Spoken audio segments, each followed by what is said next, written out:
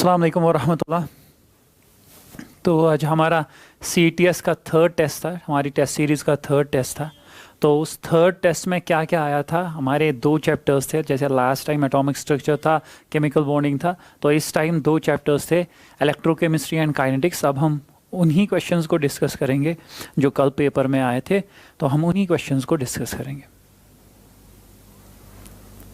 जैसे हमारा question number 51, आपका क्वेश्चन नंबर 51 है, during the electrolysis of aqueous NaCl, during the electrolysis of aqueous NaCl solution, the product formed at cathode is, the product formed at cathode is। देखो beauty क्या है, आज एक extra चीज़ हमने मतलब लाई है यहाँ पे इंटरेक्शन सेशन में, वो ये है कि सबसे पहले पेज नंबर 87 पे है और आपका पेज नंबर 87 डायरेक्टली आपके सामने है।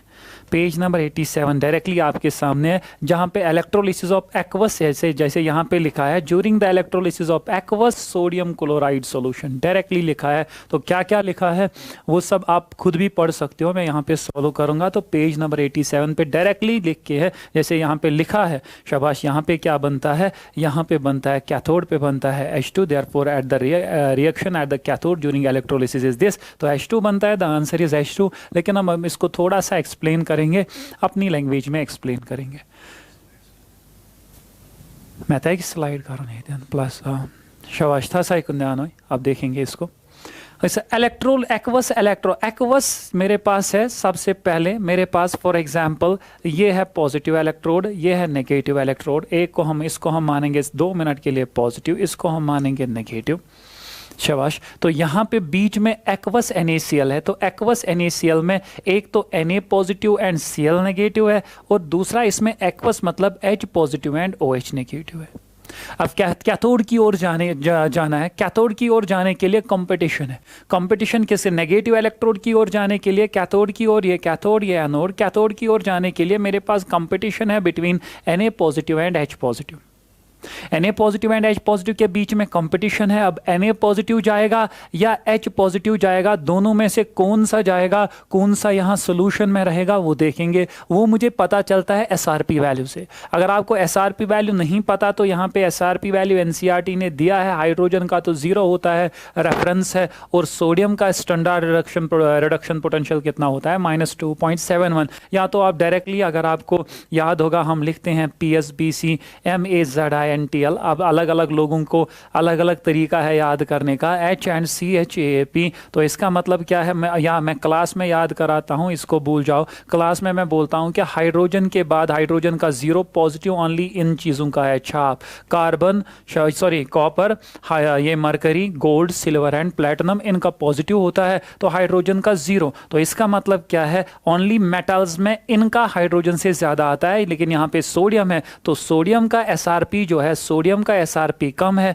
हाइड्रोजन का SRP, सोडियम का SRP नेगेटिव होता है, इसलिए कम है। ओनली इन मेटल्स का पॉजिटिव होता है, और हाइड्रोजन का SRP जो है वो ज़्यादा है। अब दोनों में रिडक्शन पोटेंशियल ज़्यादा किसका, रिडक्शन पोटेंशियल ज़्यादा हाइड्रोजन का। तो दोनों कैथोड की ओर, कैथोड पे होती क्या है, रिडक्शन। रेड कैट, कैथोड पे रिडक्शन होती है। दोनों रिड्यूस होना चाहते हैं एट कैथोड। H पॉजिटिव भी जाना चाहता है, Na पॉजिटिव भी जाना चाहता है, लेकिन H पॉजिटिव का रिडक्शन पोटेंशियल ज़्यादा है, यानी कि उसकी reduction potential simply means tendency to undergo reduction. H positive की टेंडेंसी टू अंडरगो रिडक्शन ज्यादा है देन Na पॉजिटिव। तो दोनों में चाहत ज्यादा किसकी है, H पॉजिटिव की है। तो इसलिए H पॉजिटिव Na पॉजिटिव को पीछे छोड़ेगा, H पॉजिटिव Na पॉजिटिव की ओर मतलब जीतेगा, और H पॉजिटिव जो है वो जाएगा डायरेक्टली कैथोड की ओर। तो H पॉजिटिव जब कैथोड की ओर जाएगा तो रिएक्शन बनेगी, H पॉजिटिव ये रिड्यूस होगा, ये इलेक्ट्रॉन गेन करेगा और बनाएगा half of H2। Therefore at cathode हमें कौन सा गैस मिलता है, H2, और ये Na जो है ये यहीं पे रहता है। तो मुझे ओनली कैथोड पे देखना है कौन सा गैस बनेगा, और कैथोड पे बनेगा H2 गैस। और हमारी NCERT ने अब क्या लिखा है वो भी हम पढ़ेंगे, बिल्कुल सेम लिखा है, शाबाश, बिल्कुल सेम लिखा है। At the cathode there is competition between the following reductions. Na भी होना चाहता है, H भी होना चाहता है। The reaction with higher value of E0, reduction potential जिसका ज्यादा हो, is preferred, and therefore the reaction at the cathode is H positive plus electron gives half of H2। यानी कि कैथोड पे मुझे क्या मिलेगा, कैथोड पे मुझे हाइड्रोजन गैस मिलेगा। या हाँ, इतना काफ़ी है। Moving on to the next question. देखो ये न्यूमेरिकल है इसलिए एनसीईआरटी का कोई पोर्शन सिलेक्ट नहीं किया है, लेकिन ये कहाँ पे लिखा है, पेज नंबर 86 एंड 87 होगा, पेज नंबर 86 एंड 87 पे ये क्वेश्चन है। The mass of copper deposited on the, यहाँ पेज नंबर 86 पे है, फैराडेज लॉ का, फैराडेज लॉ पे सवाल है। On cathode if 0.965 ampere is passed through aqueous solution of copper sulfate for 1000 seconds। तो मुझे मास डिपॉजिटेड देखना है, तो मास डिपॉजिटेड के लिए देखने के लिए दो लॉ है। एक लॉ जो है वो है फैराडेज फर्स्ट लॉ, दूसरा है सेकंड लॉ। मैंने आपको बोला है फर्स्ट लॉ सेकंड लॉ, जैसे एनसीईआरटी ने नहीं लिखा है फर्स्ट लॉ सेकंड लॉ, लिखा है लेकिन मतलब हम फर्स्ट लॉ भी के पे भी सवाल यूज, मतलब कोई भी इक्वेशन कोई भी सवाल होगा फर्स्ट लॉ भी लगा सकते हैं, सेकंड लॉ भी लगा सकते हैं, दोनों से सेम आंसर आएगा। लेकिन यहाँ पे since current and time directly given है, मैं सेकंड लॉ यूज करूंगा। Second law is m is equal to ZIT। तो शाबाश m, तो मुझे मास ऑफ कॉपर देखना है, तो हम इलेक्ट्रोकेमिकल इक्विवेलेंट Z जो होता है ये होता है शाबाश किसके बराबर होता है, इक्विवेलेंट मास अपॉन 96500 और मल्टीप्लाइड बाय I मुझे गिवन है 0.965 मल्टीप्लाइड बाय T मुझे गिवन है 1000 सेकेंड्स, T मुझे गिवन है। अब इक्विवेलेंट मास निकालना है, तो इक्विवेलेंट मास पहले हम देखेंगे शाबाश, तो पहले हम क्या देखेंगे 1000 से मल्टीप्लाई करेंगे तो ये पूरा बनेगा 965, क्या बनेगा 965, तो 965 1 जार 965 100 जार, तो ये बन गया सीधे आंसर आ जाएगा इक्विवेलेंट मास अपॉन 100। तो 1 अपॉन 100 पहले लिखेंगे, इक्विवेलेंट मास किसका, कॉपर का, जिसका मास डिपॉजिटेड देखना है। कॉपर का एटॉमिक मास गिवन है 63.54, तो इसका इक्विवेलेंट मास आएगा 63.54 divided by n factor. CuSO4 में कॉपर का चार्ज कितना है, कॉपर की ऑक्सीडेशन स्टेट क्या है +2, तो डिवाइडेड बाय 2, तो आंसर कितना आ जाएगा, आंसर ये ऊपर चला जाएगा तो ये बनेगा 0.635 डिवाइडेड बाय 2, 63.54, तो 0.6354 divided by 2, so the answer directly is 0.635 divided by 2। तो directly m is equal to ZIT, I given T given, अब Z निकालना है। Z is electrochemical equivalent, Z होता है किसके बराबर, इक्विवेलेंट मास अपॉन 96500, 96500 तो सही है। अब निकालना है इक्विवेलेंट मास, इक्विवेलेंट मास कैसे निकालेंगे, atomic mass divided by n factor, इसका एटॉमिक मास गिवन है 63.54 डिवाइडेड बाय n फैक्टर, इसका 2 है, तो ये इक्विवेलेंट मास यहाँ पे सब्स्टिट्यूट कर लो, I गिवन T गिवन, आपको Z निकलेगा, आपको M निकलेगा, तो निकलेगा मास ऑफ कॉपर डिपॉजिटेड जो निकलेगा 0.635 divided by 2। Moving on to the next question. हाँ, तो ये ऐसा नर्नस इक्वेशन का सवाल है, लेकिन डायरेक्टली कुछ EMF नहीं पूछना है, मुझे बस सेल रिएक्शन बनानी है। तो सेल रिएक्शन कैसे बनाते हैं, ये एनसीईआरटी पे पेज नंबर 72 पे, वहाँ पे ये नहीं लिखा है कि सेल रिएक्शन कैसे बनाते हैं, लेकिन वहाँ पे एग्जाम्पल दे के है जहाँ पे उसने सेल रिएक्शन बनाई है, तो इसीलिए मैंने इसको पेज नंबर 72 लिखा है। अब सेल रिएक्शन मुझे बोलो, A सॉलिड से बन रहा है A2 पॉजिटिव और B3 पॉजिटिव से बन रहा है B, तो इसका मतलब क्या है, एट एनोड हम लिखेंगे दो रिएक्शंस, मतलब पहले लिखेंगे एनोडिक हाफ रिएक्शन, फिर लिखेंगे कैथोडिक हाफ रिएक्शन, फिर दोनों को ऐड करेंगे, मुझे नेट सेल रिएक्शन निकलेगी। तो एट कैथोड, दूसरा है एट कैथोड।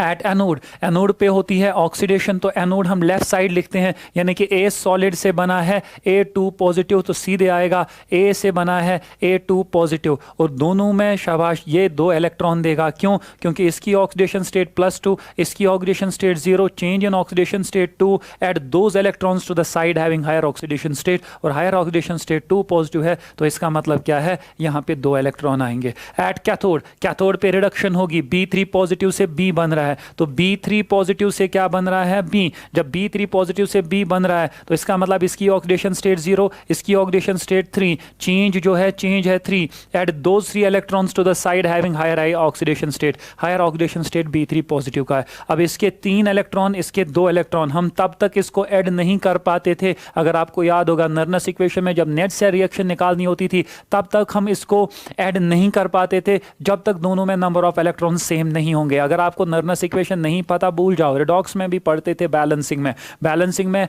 हम ऐड एनोडिक हाफ रिएक्शन या oxidation half reaction and reduction half reaction को तब ऐड करेंगे जब number of, after making the number of electrons equal. Since यहाँ पे 3 इलेक्ट्रॉन, यहाँ पे 2 इलेक्ट्रॉन, अब इसको इक्वल कैसे बनाएंगे, इक्वल हम बनाएंगे, इक्वल हम बनाएंगे, हम इसको मल्टीप्लाई करेंगे 3 से और इसको मल्टीप्लाई करेंगे 2 से, तो ये इक्वेशन बनेगी 3a से बना 3a2 पॉजिटिव प्लस 6 इलेक्ट्रॉन, और ये इक्वेशन बनेगी 6 electron plus 2b3 positive, 2b3 positive से बना 2b। अब दोनों को ऐड कर सकते हैं, ऐड करने से नेट सेल रिएक्शन बनेगी या ओवरऑल सेट सेल रिएक्शन बनेगी। तो जब ऐड करेंगे 6 इलेक्ट्रॉन कैंसिल, ये आएगा 3a plus 2b3 positive gives शाबाश 3a2 पॉजिटिव प्लस 2b। आप देख लो कौन सी इक्वेशन है, 3a ओनली इसमें है, तो ये आंसर आएगा 3a plus 2b3 positive plus 3a2 positive plus 2b, तो सही ये वाला हमारा आंसर है।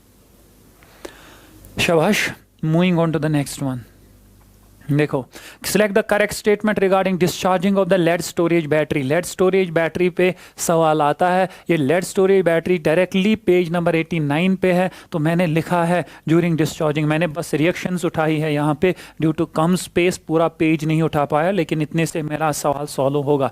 देखो, लेड स्टोरेज बैटरी की रिएक्शंस अगर आप लोगों को पता है, एट एनोड ये रिएक्शन होती है Pb plus SO4 2 minus PbSO4 plus 2 electron, at cathode PbO2 plus SO4, तो कैथोड पे ये रिएक्शन होती है। नेट सेल रिएक्शन यहाँ पे ये, लेकिन अब दो सवाल यहाँ पे बनेंगे, या तो लिखा है ड्यूरिंग, यहाँ तो लिखा होगा रिगार्डिंग चार्जिंग, या तो लिखा होगा रिगार्डिंग डिस्चार्जिंग।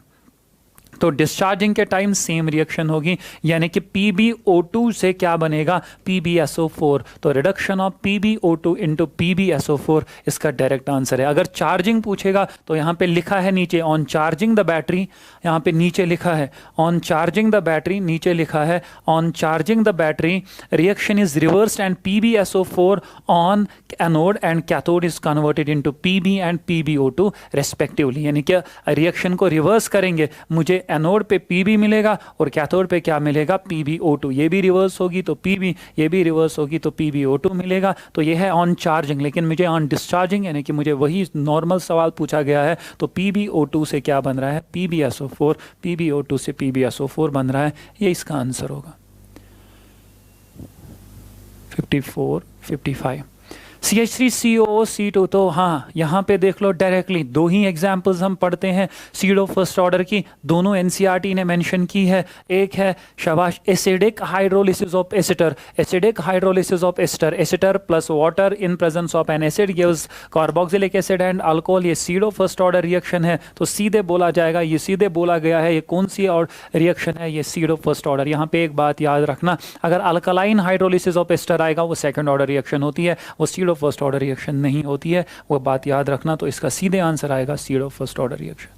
यहाँ पे लिखा है, पूरा लिखा है, ये हम दो ही एग्जांपल्स पढ़ते हैं। 56 for a chemical reaction if temperature is increase from 10 degree Celsius to, तो इफेक्ट ऑफ टेम्परेचर जो लिखा है NCERT पे पेज नंबर 112 पे लिखा है, तो इफेक्ट ऑफ टेम्परेचर में सवाल मुझे आ गया है, मुझे निकालना है कि रेट कांस्टेंट कितने टाइम्स बढ़ेगा। तो पहला टेम्परेचर मुझे गिवन है 10 डिग्री सेल्सियस, तो मैं लिखूंगा K 40 degree Celsius upon K 10 degree Celsius. मैं रेशियो निकालूंगा, कितना आ जाएगा उतना टाइम्स ये बढ़ेगा। देखो, अगर आपको पता होगा, मैंने आपको क्लास में बोला है दैट KT प्लस 10, जब मुझे इफेक्ट ऑफ टेम्परेचर देखना होगा, KT plus delta T upon KT किसके बराबर होता है, 2 to the power delta T divided by 10। आपको पता है, अगर आपको पता है तो यहाँ पे K40, तो नीचे है K10, यानी कि रेफरेंस यहाँ पे K10 है, K10 को K10 ही रखेंगे, लेकिन इसको 30 प्लस, इसको सॉरी मतलब K10 को K10 ही रखेंगे, तो इसको क्या लिखेंगे, K10 प्लस 30।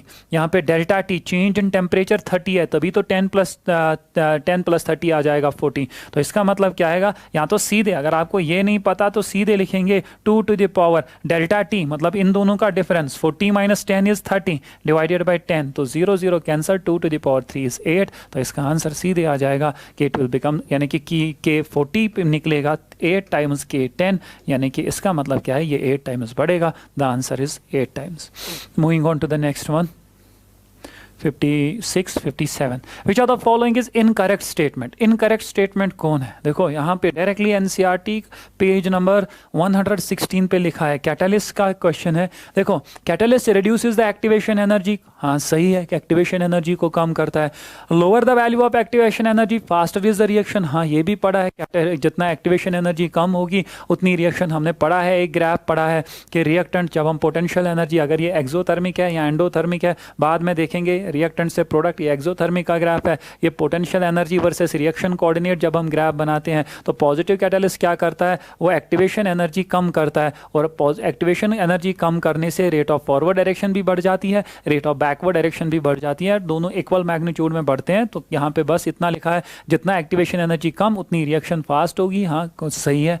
देखो डायरेक्ट सवाल है, catalyst decreases the Gibbs energy of A system. मुझे बोलो, मैंने आपको बार बार क्लास में बोला है कि यहाँ पे रिएक्टेंट ये प्रोडक्ट, तो एक्टिवेशन एनर्जी कम हुई ज़्यादा हुई, उससे पाथ अल्टर हुई, तो कोई भी स्टेट फंक्शन जो पाथ पे डिपेंड नहीं करती है उसको इस पे कोई फर्क नहीं पड़ेगा। इस कैटलिस्ट की वजह से पाथ फंक्शन पे फर्क पड़ेगा लेकिन स्टेट फंक्शन पे फर्क नहीं पड़ेगा। डेल्टा जी एक स्टेट फंक्शन है, तो इसका मतलब है state function is independent upon the path, it only depends upon the initial state and the final state। तो initial state and final state पे कोई फर्क नहीं पड़ा, इसलिए डेल्टा जी पे भी कोई फर्क नहीं पड़ता है। तो यहाँ पे लिखा है a catalyst does not alter Gibbs energy delta G of a reaction। ये NCERT की लाइन है, ये गिब्स फ्री एनर्जी को चेंज नहीं करता है, लेकिन इसने लिखा है डिक्रीज गिब्स फ्री एनर्जी। मुझे इनकरेक्ट स्टेटमेंट बताना है तो मेरा इनकरेक्ट स्टेटमेंट यही बनेगा, a catalyst does not catalyze। मैं बार बार बोलता हूँ, a catalyst catalyzes only those reactions, only spontaneous reaction. Spontaneous reactions को ये कैटालाइज करेगा, वो रिएक्शन जो होगी उसको उसमें कैटलिस्ट का काम है, वो रिएक्शन जो होगी नहीं उसमें कैटलिस्ट ऐड करेंगे, फर्क ही नहीं पड़ेगा। ये भी एनसीईआरटी ने लिखा है, it catalyses the spontaneous reactions but does not catalyse non spontaneous reactions. तो इसने यही लिखा है, a catalyst does not catalyse non spontaneous reactions, तो ये भी सही है। तो moving on to the next question 57, 58। If the activation energy for the forward direction is, तो अगेन सेम ग्राफ है, ओ अगेन सेम ग्राफ है, वापस में आ जाऊंगा या वहीं पे बनाएंगे, दूसरा ग्राफ में यहाँ पे बनाऊंगा।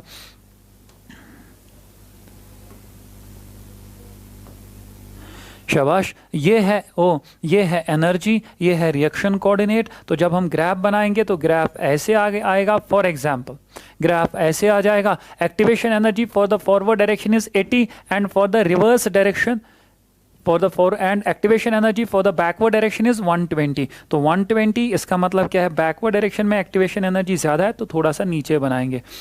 तो ये इन दोनों की डिफरेंस को हम बोलते हैं डेल्टा एच, यही डेल्टा एच मुझे निकालना है। तो activation energy of forward direction ये है, इसको मैं लिखूंगा EAF, और activation energy of backward direction ये है, इसको हम लिखते हैं EAB। और हम बार बार क्लास में पढ़ते हैं डेल्टा एच जो होता है वो किसके बराबर होता है, शाबाश, वो किसके बराबर होता है, वो energy of products minus energy of reactants, या तो बराबर होता है activation energy of forward direction minus activation energy of backward direction. Forward direction के लिए गिवन है 80, बैकवर्ड डायरेक्शन के लिए गिवन है माइनस मतलब 120, तो यह आएगा -40, इसका आंसर आएगा -40। अब आप बोलोगे बैकवर्ड माइनस फॉरवर्ड क्यों नहीं, ये क्लास में पढ़ते हैं। असल में डेल्टा एच जो होता है ये होता है energy of products minus energy of reactants. तो एनर्जी ऑफ प्रोडक्ट्स जो है ये है रिएक्टेंट्स की एनर्जी और ये है प्रोडक्ट्स की एनर्जी, ये है एनर्जी ऑफ प्रोडक्ट्स, ये है एनर्जी ऑफ रिएक्टेंट्स।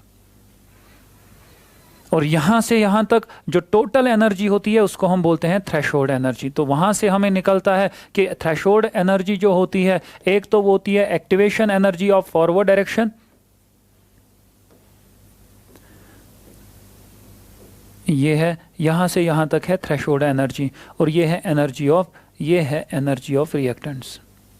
तो थ्रेशोल्ड एनर्जी यहाँ से यहाँ तक एनर्जी, एक तो energy of reactants plus activation energy of forward direction, energy of reactants plus activation energy of forward direction.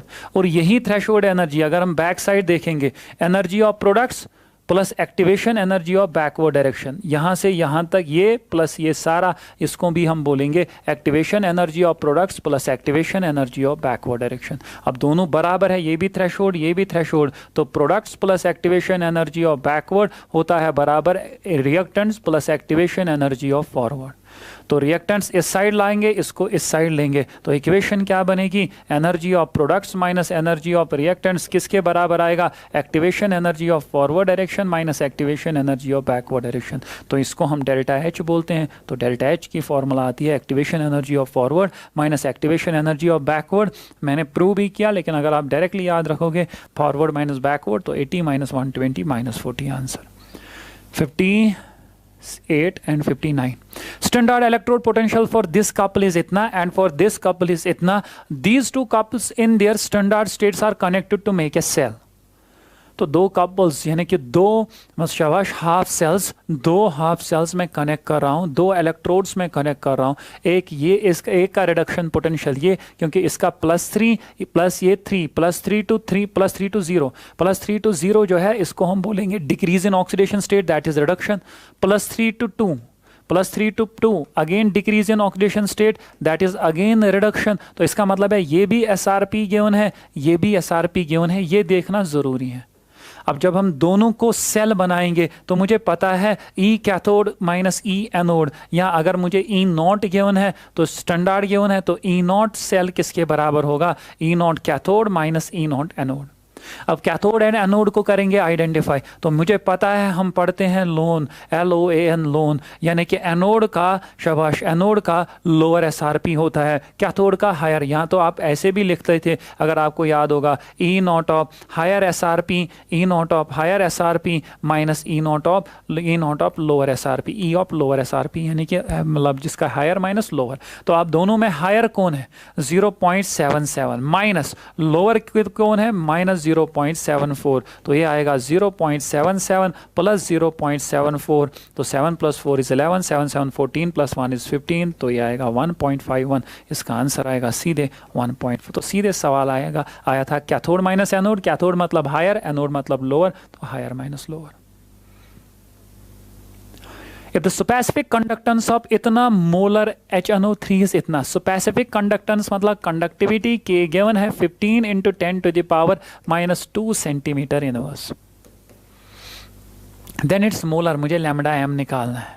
Molar conductivity तो हमने फॉर्मूला पढ़ी है K/m × 1000, और ये फॉर्मूला वैलिड तब है जब K का यूनिट होगा साइमन सेंटीमीटर इनवर्स, मैंने पढ़ाया है। तो K का यूनिट अगर साइमन सेंटीमीटर इनवर्स है तब हम देखते हैं 1000 जो है ये फिक्स्ड नहीं है, ये 1000 चेंज हो सकता है, कभी ऊपर कभी नहीं, वो डिपेंड करेगा upon the units of Simon centimetre inverse. तो फिलहाल यहाँ पे साइमन यूनिट्स ऑफ K, ये साइमन सेंटीमीटर इनवर्स गिवन है, तो सीधे 15 × 10⁻⁻² अपॉन मोलैरिटी गिवन है 0.4 इंटू क्या आ जाएगा 1000। तो 2 0 एंड 10⁻⁻² कैंसिल, तो ऊपर आएगा 150, नीचे आएगा 0.4, यानी कि मैं ऐसे लिखूंगा 150 के बदले 1500 डिवाइडेड बाई 4। अब 1500 डिवाइडेड बाई 4 कर लो, 4 3s are 15, तो ये बने 4 3s are 12, ये बनेगा 30, 4 7s are 28, 4 5s are, तो ये बनेगा 375। अच्छा, इसने दिया है 3.75 सुई गुना 3.75 × 10⁻², तो 375 इसका आंसर होगा साइमन सेंटीमीटर स्क्वायर पर मोल। 61 Which of the following will evolve hydrogen gas on reaction with dilute H2SO4?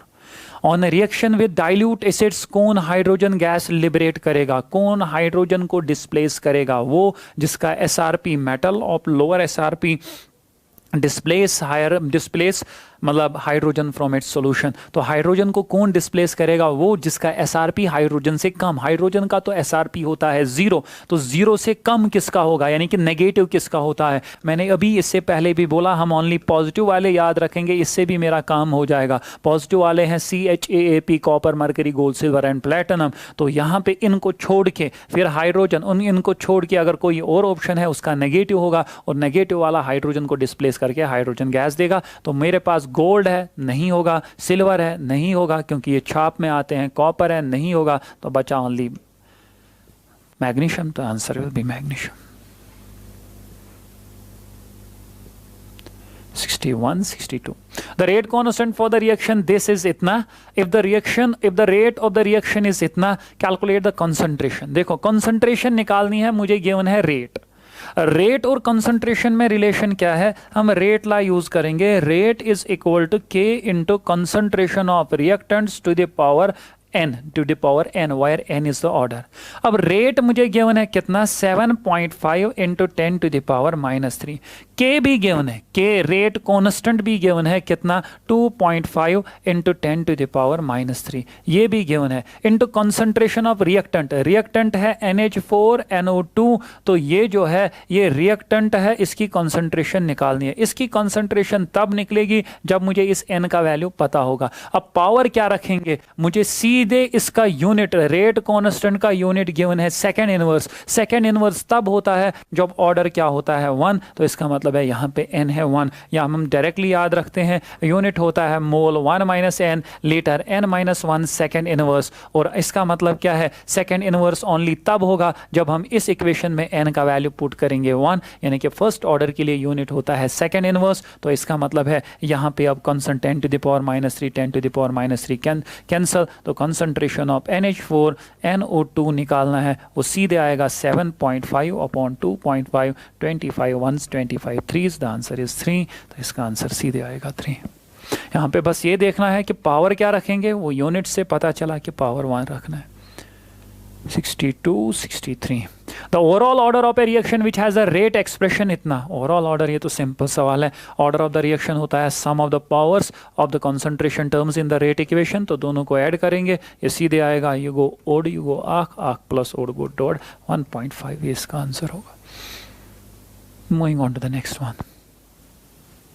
For a cell reaction involving two electrons, E not cell given है इतना, ई नॉट सेल मुझे given है इतना, E not cell given है इतना। The equilibrium constant for the cell reaction is, मुझे equilibrium constant and E not में क्या रिलेशन है, k is equal 10 to the power n E not divided by 0.059, लेकिन इसने उसके बदले वहीं से बोला है 0.05 यूज करेंगे eight 298 kelvin.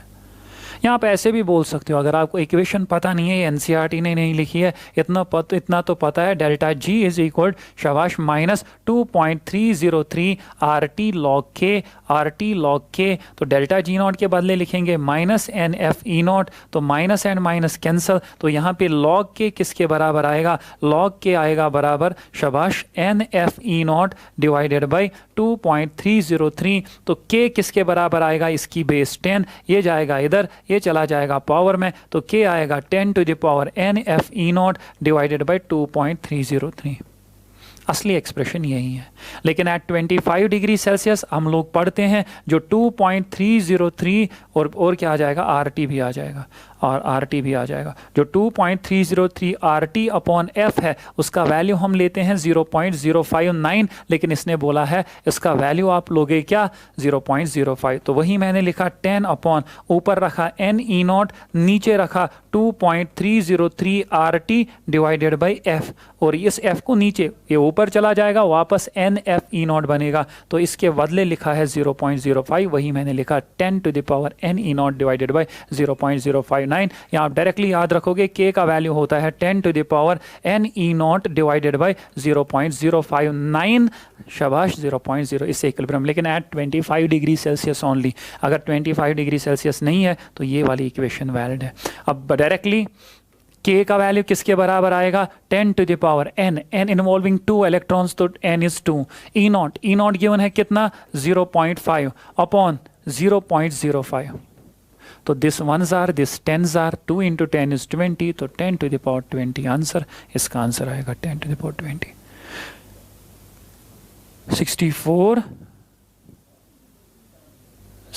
65 if E naught for a given cell reaction has positive value, E naught का वैल्यू है positive, then which of the following is true, तो E naught का वैल्यू पॉजिटिव है, तो मैंने आपको बोला है डेल्टा G नॉट होता है -NF E नॉट, N मतलब इलेक्ट्रॉन्स, तो जो कभी मतलब नेगेटिव नहीं होगा, ये पॉजिटिव, ये तो पॉजिटिव होता ही है।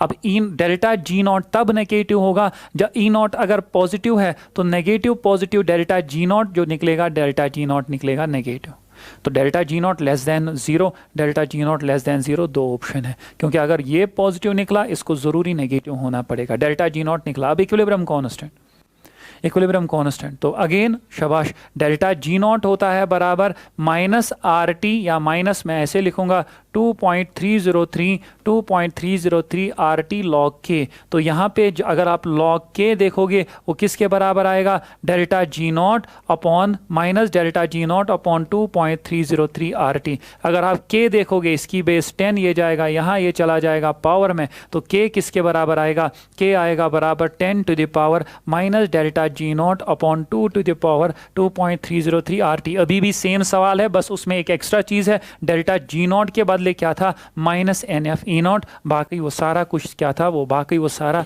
सेम था। तो अगर ये निकला गुस्सा था सही को ध्यान। अब अगर डेल्टा जी, यहाँ पे हम 3 केसेस पढ़ते थे, अगर डेल्टा जी 0 के आता है 10 to the power 0 that is 1। अगर डेल्टा जी जो है लेस देन 0 यानी कि नेगेटिव है, तो ये आ जाएगा 10 to the power delta G naught जो है नेगेटिव, नेगेटिव नेगेटिव पॉजिटिव, ये बनेगा 10 to the power positive term, and 10 to the power positive term मतलब greater than 1।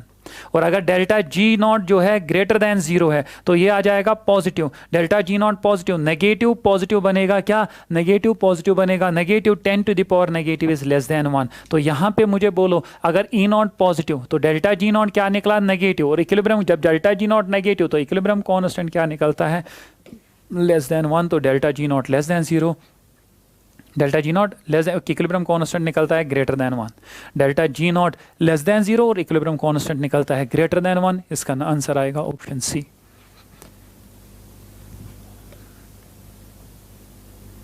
(65) 66 for zero order reaction which is correct. अगर आपको पता है टी हाफ किसके बराबर होता है, शाबाश, यहाँ पे लिखा भी है, फॉर एनसीईआरटी की ये लाइन है, for zero order reaction T half is directly proportional to R naught initial concentration. तो इसका मतलब क्या है, यहाँ मतलब इनिशियल रेट, शाबाश, T half is directly proportional to R naught. अगर आप फॉर्मूला भी लिखोगे टी हाफ किसके बराबर होता है, C not upon 2k, and T half is directly proportional to C not, and C not मतलब initial concentration of the reactants. तो T half and initial concentration of the reactants, initial reactant concentration जिसको मैंने R not से represent किया है, T half and C not के बीच में क्या रिलेशन है, डायरेक्ट रिलेशन है, तो it is directly proportional to C naught. ये लिखा भी है यहाँ पे भी सीधे। 66 67 correct equation for calculating alpha for weak electrolyte using molar conductivity. अगर आपने कोहरा इस्लाह पढ़ा है वहाँ पे एक इक्वेशन पढ़ते हैं, एनसीईआरटी पे लिख के है, अल्फा सीधे होता है lambda M upon lambda M naught, that is molar conductivity at concentration at some concentration divided by molar conductivity at infinite dilution. इसका डायरेक्ट ये आंसर है, डायरेक्टली एक्सप्रेशन पूछा है, बस ये सीधे इक्वेशन 3.26 एनसीईआरटी की, page number 84। The quantity of electricity, page number 84 इसने गलत लिखा है इसका पेज नंबर, ये फैराडेज लॉज का सवाल है, इसका पेज नंबर गलत है। The quantity of electricity required to convert 0.2 mole of MnO4 2 negative to MnO4 negative is, MnO4 2 negative to MnO4 negative is, लेकिन कितना 0.2 मोल्स। तो MnO4 नेगेटिव 2 नेगेटिव से बन रहा है MnO4 negative. Quantity of electricity required जब भी आ जाएगा तो हम क्या लिखेंगे, Q is equal to NF। सबसे पहले अगर 1 मोल होगा, सबसे पहले चेंज देखेंगे, इसकी ऑक्सीडेशन स्टेट आएगी +6, इसकी ऑक्सीडेशन स्टेट आएगी +7, तो चेंज अगर हम देखेंगे वो आएगा 1, लेकिन ये कितने मोल्स है, 0.2 मोल्स, तो चेंज है 1 जब 1 मोल होगा। सिंस ये 0.2 मोल्स है तो इसका मतलब क्या है, चेंज आएगा 0.2, यानी कि n का वैल्यू आएगा 0.2, तो ये आ जाएगा सीधे 0.2, f का वैल्यू 96500, तो इसका मतलब है 2 0, 2 5 10, 2 6 12, 13, 2 9 18, 19, एक के बाद पॉइंट, तो आंसर आएगा 19300 कॉलम, इसका आंसर आएगा 19300 coulomb. If resistance of a conductivity cell filled with इतना मोलर KCl इज इतना, रेजिस्टेंस R गिवन है मुझे, R गिवन है मुझे कितना 90 ओम, एंड कंडक्टिविटी K भी गिवन है कितना 1.41 इंटू 10 टू द पावर -3, ये भी गिवन है। आपको क्या निकालना है, सेल कांस्टेंट, तो एटलीस्ट इतना तो पढ़ा होगा, K is equal to 1/R L/A, K K is equal to 1/r L/A, ये तो पढ़ा होगा, वेयर L/A इज कॉन्स्टेंट, या 1/r के बदले G भी लिख सकते हैं, कंडक्टेंस भी लिख सकते हैं, G L/A। तो L/A किसके बराबर आएगा, वो आएगा K into R, cell constant ही निकालना है, तो K का वैल्यू है 1.41 इंटू 10⁻³ मल्टीप्लाई आ जाएगा 90। तो आप मल्टीप्लाई कर लो, ये 0 इन दोनों को मल्टीप्लाई करेंगे, 0 9 1 9 9 4 36, 9 1 9 9 + 3 इज 12, तो ये आ जाएगा 12, एक मतलब कि 2 के बाद पॉइंट मल्टीप्लाई बाय 10⁻³ तो 3 डिजिट पीछे, तो ये आ जाएगा 0.1269, तो इसका मतलब ऑलमोस्ट 0.13, तो इसका आंसर आएगा 0.13 सेंटीमीटर इनवर्स, ये सेल कांस्टेंट होगा।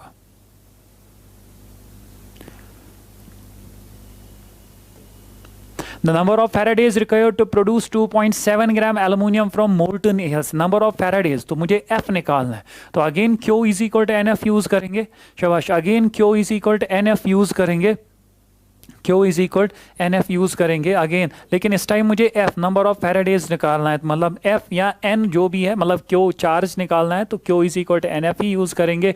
अब मुझे एक बात बोलो, मुझे गिवन है 2 पॉइंट, इससे पहले वाले सवाल में जो अभी हमने किया था उसमें डायरेक्टली मोल्स गिवन थे, तो इसमें एल्युमिनियम बनाना है, लेकिन कहाँ से, AlCl3 से बनाना है एल्युमिनियम, तो इसकी ऑक्सीडेशन स्टेट +3, इसकी ऑक्सीडेशन स्टेट 0, लेकिन चेंज जो है वो है 3। इससे पहले अगर ये 1 मोल होता तो चेंज है 3, लेकिन ये कितने मोल्स है, 2.7 grams upon 27, mass upon molar mass, ये बनेगा 0.1, तो टोटल चेंज होगी 3 मल्टीप्लाई, 1 मोल के लिए चेंज 3, 0.1 मोल्स के लिए 3 इंटू 0.1 वो आ जाएगा 0.3, तो क्यों सीधे होगा 0.3F, इसका आंसर डायरेक्टली होगा 0.3F। ये अच्छा सवाल है, एनसीईआरटी एक्सरसाइज में 2 सवाल ऐसे हैं, एक बार नीट में आ चुका है, इसके चांसेस है 71। In a typical fuel cell, the reactant and product are, fuel cell important है, तो इसमें हाइड्रोजन ऑक्सीजन फ्यूल सेल हमारी इंपॉर्टेंट है, एनसीईआरटी ने वही लिखी है, तो फ्यूल सेल में reactant and product, fuel cell की रिएक्शन नीचे एनसीईआरटी की रिएक्शन गिवन है कि इसमें प्रोडक्ट H2 और O2 होता है, और मतलब रिएक्टेंट H2 एंड O2 होते हैं, और प्रोडक्ट क्या होता है H2O, तो R इज H2O2 एंड ये क्या है, प्रोडक्ट है H2O। तो typical fuel cell that is hydrogen oxygen fuel, ये फ्यूल सेल में क्या होता है, रिएक्टेंट हाइड्रोजन ऑक्सीजन होता है, प्रोडक्ट जो होता है वो वाटर। यहाँ पे याद रखना ये 70% with an efficiency of about 70%, ये पढ़ना पेज नंबर 90 पे, तो ये चीज़ पढ़ना क्योंकि ये सवाल भी आ सकता है इस 70% पे। मेरे दिमाग में आया था उस टाइम कि मैं इस पे भी एक सवाल बनाऊं, लेकिन फिर फ्यूल सेल पे 2 सवाल ऑलरेडी आ चुके थे, एक सवाल हम आगे भी देखेंगे, शायद मैंने फिर 2 सवाल डाले, एक सवाल आगे भी देखेंगे, तो 70% इस पे भी सवाल बन सकता है, इसको भी दिमाग में रखना। 71, 72 following limiting molar conductivities are given as follows. तो आपको क्या करना है, ये X गिवन है, H2SO4 MgSO4 Y गिवन है, और आपको इसका Z गिवन है, आपको निकालना है CH3COH, तो CH3COH का निकालना है, तो गिवन किस किस का है, CH3COO होल ट्वाइस Mg इसका गिवन है, और किसका गिवन है MgSO4, पहले मैं लिखूंगा H2SO4, H2SO4 का गिवन है, और गिवन है किसका MgSO4 का। तो ये 3 स्ट्रॉन्ग का गिवन है, वीक का निकालना है, जिसका निकालना है उसमें सबसे पहले मुझे CH3COO चाहिए, तो CH3COO निकालने के लिए CH3COO निकालने के लिए शाबाश, CH3COO निकालने के लिए CH3COO निकलेगा मुझे यहाँ से, लेकिन यहाँ से 2 निकलेंगे, इसलिए मुझे ये 2 नहीं चाहिए, इसका हाफ ही चाहिए। क्यों, क्योंकि मुझे 2 CH3COO निकलेंगे, मुझे इसका हाफ ही चाहिए, तो इसका हाफ चाहिए, तो CH3COO पार्ट तो निकलेगा, लेकिन एक इम्प्योरिटी आ जाएगी that is half of Mg, जो मुझे नहीं चाहिए, तो यहाँ से, और मुझे चाहिए H मुझे निकलेगा यहाँ से, लेकिन यहाँ से 2H निकलेंगे, तो ये भी हाफ यूज करेंगे, लेकिन जब हम 2H यहाँ से हाफ 1H निकलेगा, SO4 मुझे नहीं चाहिए, तो हाफ ऑफ SO4 इम्प्योरिटी है, तो ये इन दोनों को ऐड करेंगे तो इम्प्योरिटी आ जाएगी half of Mg half of SO4, तो हाफ ऑफ MgSO4 माइनस करेंगे, तो इसका मतलब है CH3COOH की कंडक्टिविटी या इसकी लिमिटिंग मोलर कंडक्टिविटी किसके बराबर आएगी, वो आएगी CH3COO होल ट्वाइस Mg, इसका मुझे हाफ ही चाहिए, लेकिन इसमें हाफ से मुझे ये पार्ट तो निकलेगा mg क्या है, इम्प्योरिटी है, प्लस आएगा half of H2SO4, half of H2SO4 से मुझे H आ जाएगा, लेकिन हाफ H2SO4 इम्प्योरिटी है तो माइनस आ जाएगा हाफ ऑफ MgSO4। अब मुझे बोलो इसका क्या गिवन है, इसका गिवन है Z, तो पहले आएगा हाफ ऑफ Z, इसका गिवन है Z तो आएगा half of Z, plus half of H2SO4 का गिवन है X तो प्लस आ जाएगा half of X, minus half of MgSO4 minus half of MgSO4 का गिवन है Y, तो Z/2 plus X/2 minus Y/2, Z/2 plus X/2 minus Y/2, ये इसका answer होगा। 73 the standard electrode potential values, तो ये सीधे यहां से सवाल आ चुका है। The decreasing order of reducing power is, reducing power का शाबाश, रिड्यूसिंग पावर ऑर्डर मुझे बताना है, कौन कितना रिड्यूसिंग पावर, किसका कितना रिड्यूसिंग पावर होगा, जिसका जितना रिड्यूसिंग वो उतना strong reducing agent, reducing power किसका कितना ज़्यादा होगा। अब मुझे बोलो मुझे क्या क्या गिवन है, मुझे एक तो कॉपर, मैं डायरेक्टली अब लिखूंगा कॉपर, और गिवन है लेड, और गिवन है जिंक, और गिवन है एयू। इसका कितना गिवन है 0.34 प्लस, इसका कितना गिवन है -0.13, इसका -0.76, इसका 1.40। ये इसका एसआरपी गिवन है। एसआरपी कैसे गिवन है वो मुझे यहां से पता चलेगा। +2 से 0 इज रिडक्शन, +2 से 0 इज रिडक्शन, +2 से 0 इज रिडक्शन, +3 से 0 इज रिडक्शन। तो हर एक में रिडक्शन है, यानी कि मुझे एसआरपी वैल्यू गिवन है। ये याद रखना, गिवन एसआरपी है क्या, सो मैक्सिमम एसआरपी ही गिवन होता है, लेकिन कभी वो चालाकी कर सकता है, वो आपको एसओपी देगा। तो अगर एसआरपी गिवन है तो हम एक स्टेटमेंट पढ़ते हैं, lower the SRP stronger is the reducing agent. तो lower the SRP stronger is the reducing agent. इन सबों में स्ट्रॉन्ग रिड्यूसिंग पावर किसका होगा, जिंक का, फॉलोड बाय क्या होगा, पीबी, फॉलोड बाय क्या होगा, फॉलोड बाय होगा कॉपर, एंड सबसे ज्यादा एसआरपी है इसका, तो इसका मतलब क्या है, फॉलोड बाय गोल्ड। अब मुझे एक बात बोलो, रिड्यूसिंग पावर, देखो रिड्यूसिंग पावर इन सबों में रिड्यूसिंग सबसे एसआरपी इस जिंक का कम है, मतलब क्या, जिंक की टेंडेंसी टू अंडरगो रिडक्शन कम है, जिंक रिड्यूस नहीं होना चाहता है। लेकिन एक सेल में एक चीज को या तो रिड्यूस होना पड़ता है या तो ऑक्सीडाइज होना पड़ता है। जिंक का एसआरपी कम है, रिडक्शन पोटेंशियल कम है, that is tendency to undergo reduction कम है, जिंक रिड्यूस होना नहीं चाहता है। तो अगर जिंक रिड्यूस नहीं होना चाहता है तो इसके पास ऑप्शन बचता है ऑक्सीडाइज होने का, तो जिंक होगा क्या, ऑक्सीडाइज। अगर ये खुद ऑक्सीडाइज होगा, ये दूसरे को क्या करेगा, रिड्यूस। तो इसीलिए खुद ये रिड्यूस नहीं होना चाहता है, खुद ये ऑक्सीडाइज होना चाहता है, इसलिए दूसरे को क्या करेगा, रिड्यूस। तो इसीलिए हम बोलते हैं लोअर एसआरपी मतलब कम रिडक्शन, खुद रिड्यूस कम होना चाहता है, खुद ऑक्सीडाइज ज्यादा होना चाहता है और दूसरे को रिड्यूस करेगा, क्योंकि जो खुद ऑक्सीडाइज होगा दूसरे को रिड्यूस करेगा। तो रिड्यूसिंग पावर सबसे ज्यादा जिंक का है। अगर गोल्ड की बात करेंगे, इसका एसआरपी सबसे ज्यादा, एसआरपी सबसे ज्यादा मतलब टेंडेंसी टू अंडरगो रिडक्शन इन सबों में सबसे ज्यादा, कि ये रिड्यूस होना चाहता है, इन सबों में सबसे ज्यादा रिड्यूस होना चाहता है गोल्ड। तो अगर वो रिड्यूस होना चाहता है वो दूसरे को क्या करेगा, ऑक्सीडाइज। तो गोल्ड ऑक्सीडाइजिंग एजेंट अगर पूछा जाता, गोल्ड को हम बोलते हैं कि इन सबों में ऑक्सीडाइजिंग पावर गोल्ड का सबसे ज्यादा है। लेकिन क्या पूछ रहे हैं, शाबाश, रिड्यूसिंग पावर पूछ रहे हैं। द आंसर इज, अब गोल्ड में भी फिर मुझे देखना था कि AU3 है कि AU है, वो बाद की बात है, फिलहाल ऑर्डर ये आएगा। आप सीधे याद रखोगे lower SRP stronger is the reducing agent. तो लोअर एसआरपी जिंक का, तो उसका वो स्ट्रॉन्ग रिड्यूसिंग एजेंट। अब इसके बाद For the cell reaction Na plus 2 times Ag gives this, E0 cell given है, the standard gives free energy। अगर आप लोगों को याद है मुझे डेल्टा G0 निकालना है, डेल्टा G0 एंड E0 में क्या रिलेशन है, -NF E0। F का वैल्यू मुझे गिवन है कॉलम्स में, E0 भी गिवन है, मुझे चाहिए N। N क्या होता है, number of moles of electrons involved in a balanced chemical equation. तो हम क्या करेंगे, हम Ni हाफ रिएक्शंस को अलग अलग करेंगे। Ni से बन रहा है Ni2 पॉजिटिव और 2 टाइम्स Ag से बन रहा है 2 टाइम्स Ag, दोनों में से कहीं पे भी मुझे N निकाल के दो। देखो इसका ऑक्सीडेशन स्टेट 0, इसका ऑक्सीडेशन स्टेट +2, तो चेंज कितनी है 2, तो इसका मतलब है N यहाँ पे 2 है। तो यहाँ पे इसका ऑक्सीडेशन स्टेट +1, इसका ऑक्सीडेशन स्टेट 0, तो चेंज है 1, लेकिन ये 2 मोल्स है, 2 मोल्स के लिए चेंज आएगा 2 × 1 = 2। तो आप ये 2 कंसिडर कर लो या ये 2, यानी कि number of moles of electrons involved है 2।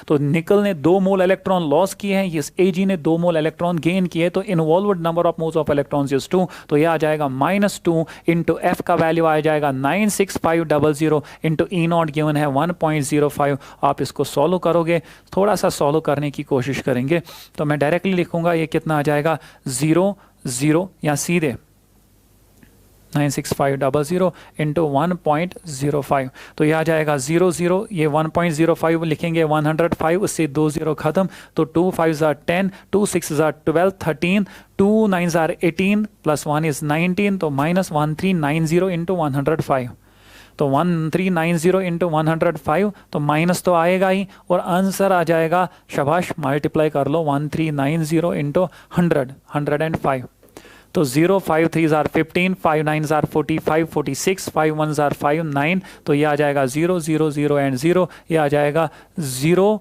शाबाश, 3 9 एंड 1, ये आएगा 0 5, ये आएगा 6, ये आएगा 2, ये आएगा 0, ये आएगा 2, तो ये आ जाएगा -202650, इतने जूल, क्योंकि हर कोई चीज़ एसआई यूनिट्स में, ये मोल, ये कोलम और ये वोल्ट एसआई यूनिट्स में, आंसर भी जूल्स में निकलेगा, तो किलो जूल्स में आ जाएगा -202.650 किलो जूल्स, तो -202.65 किलो जूल्स एग्जैक्ट इसका आंसर आ जाएगा।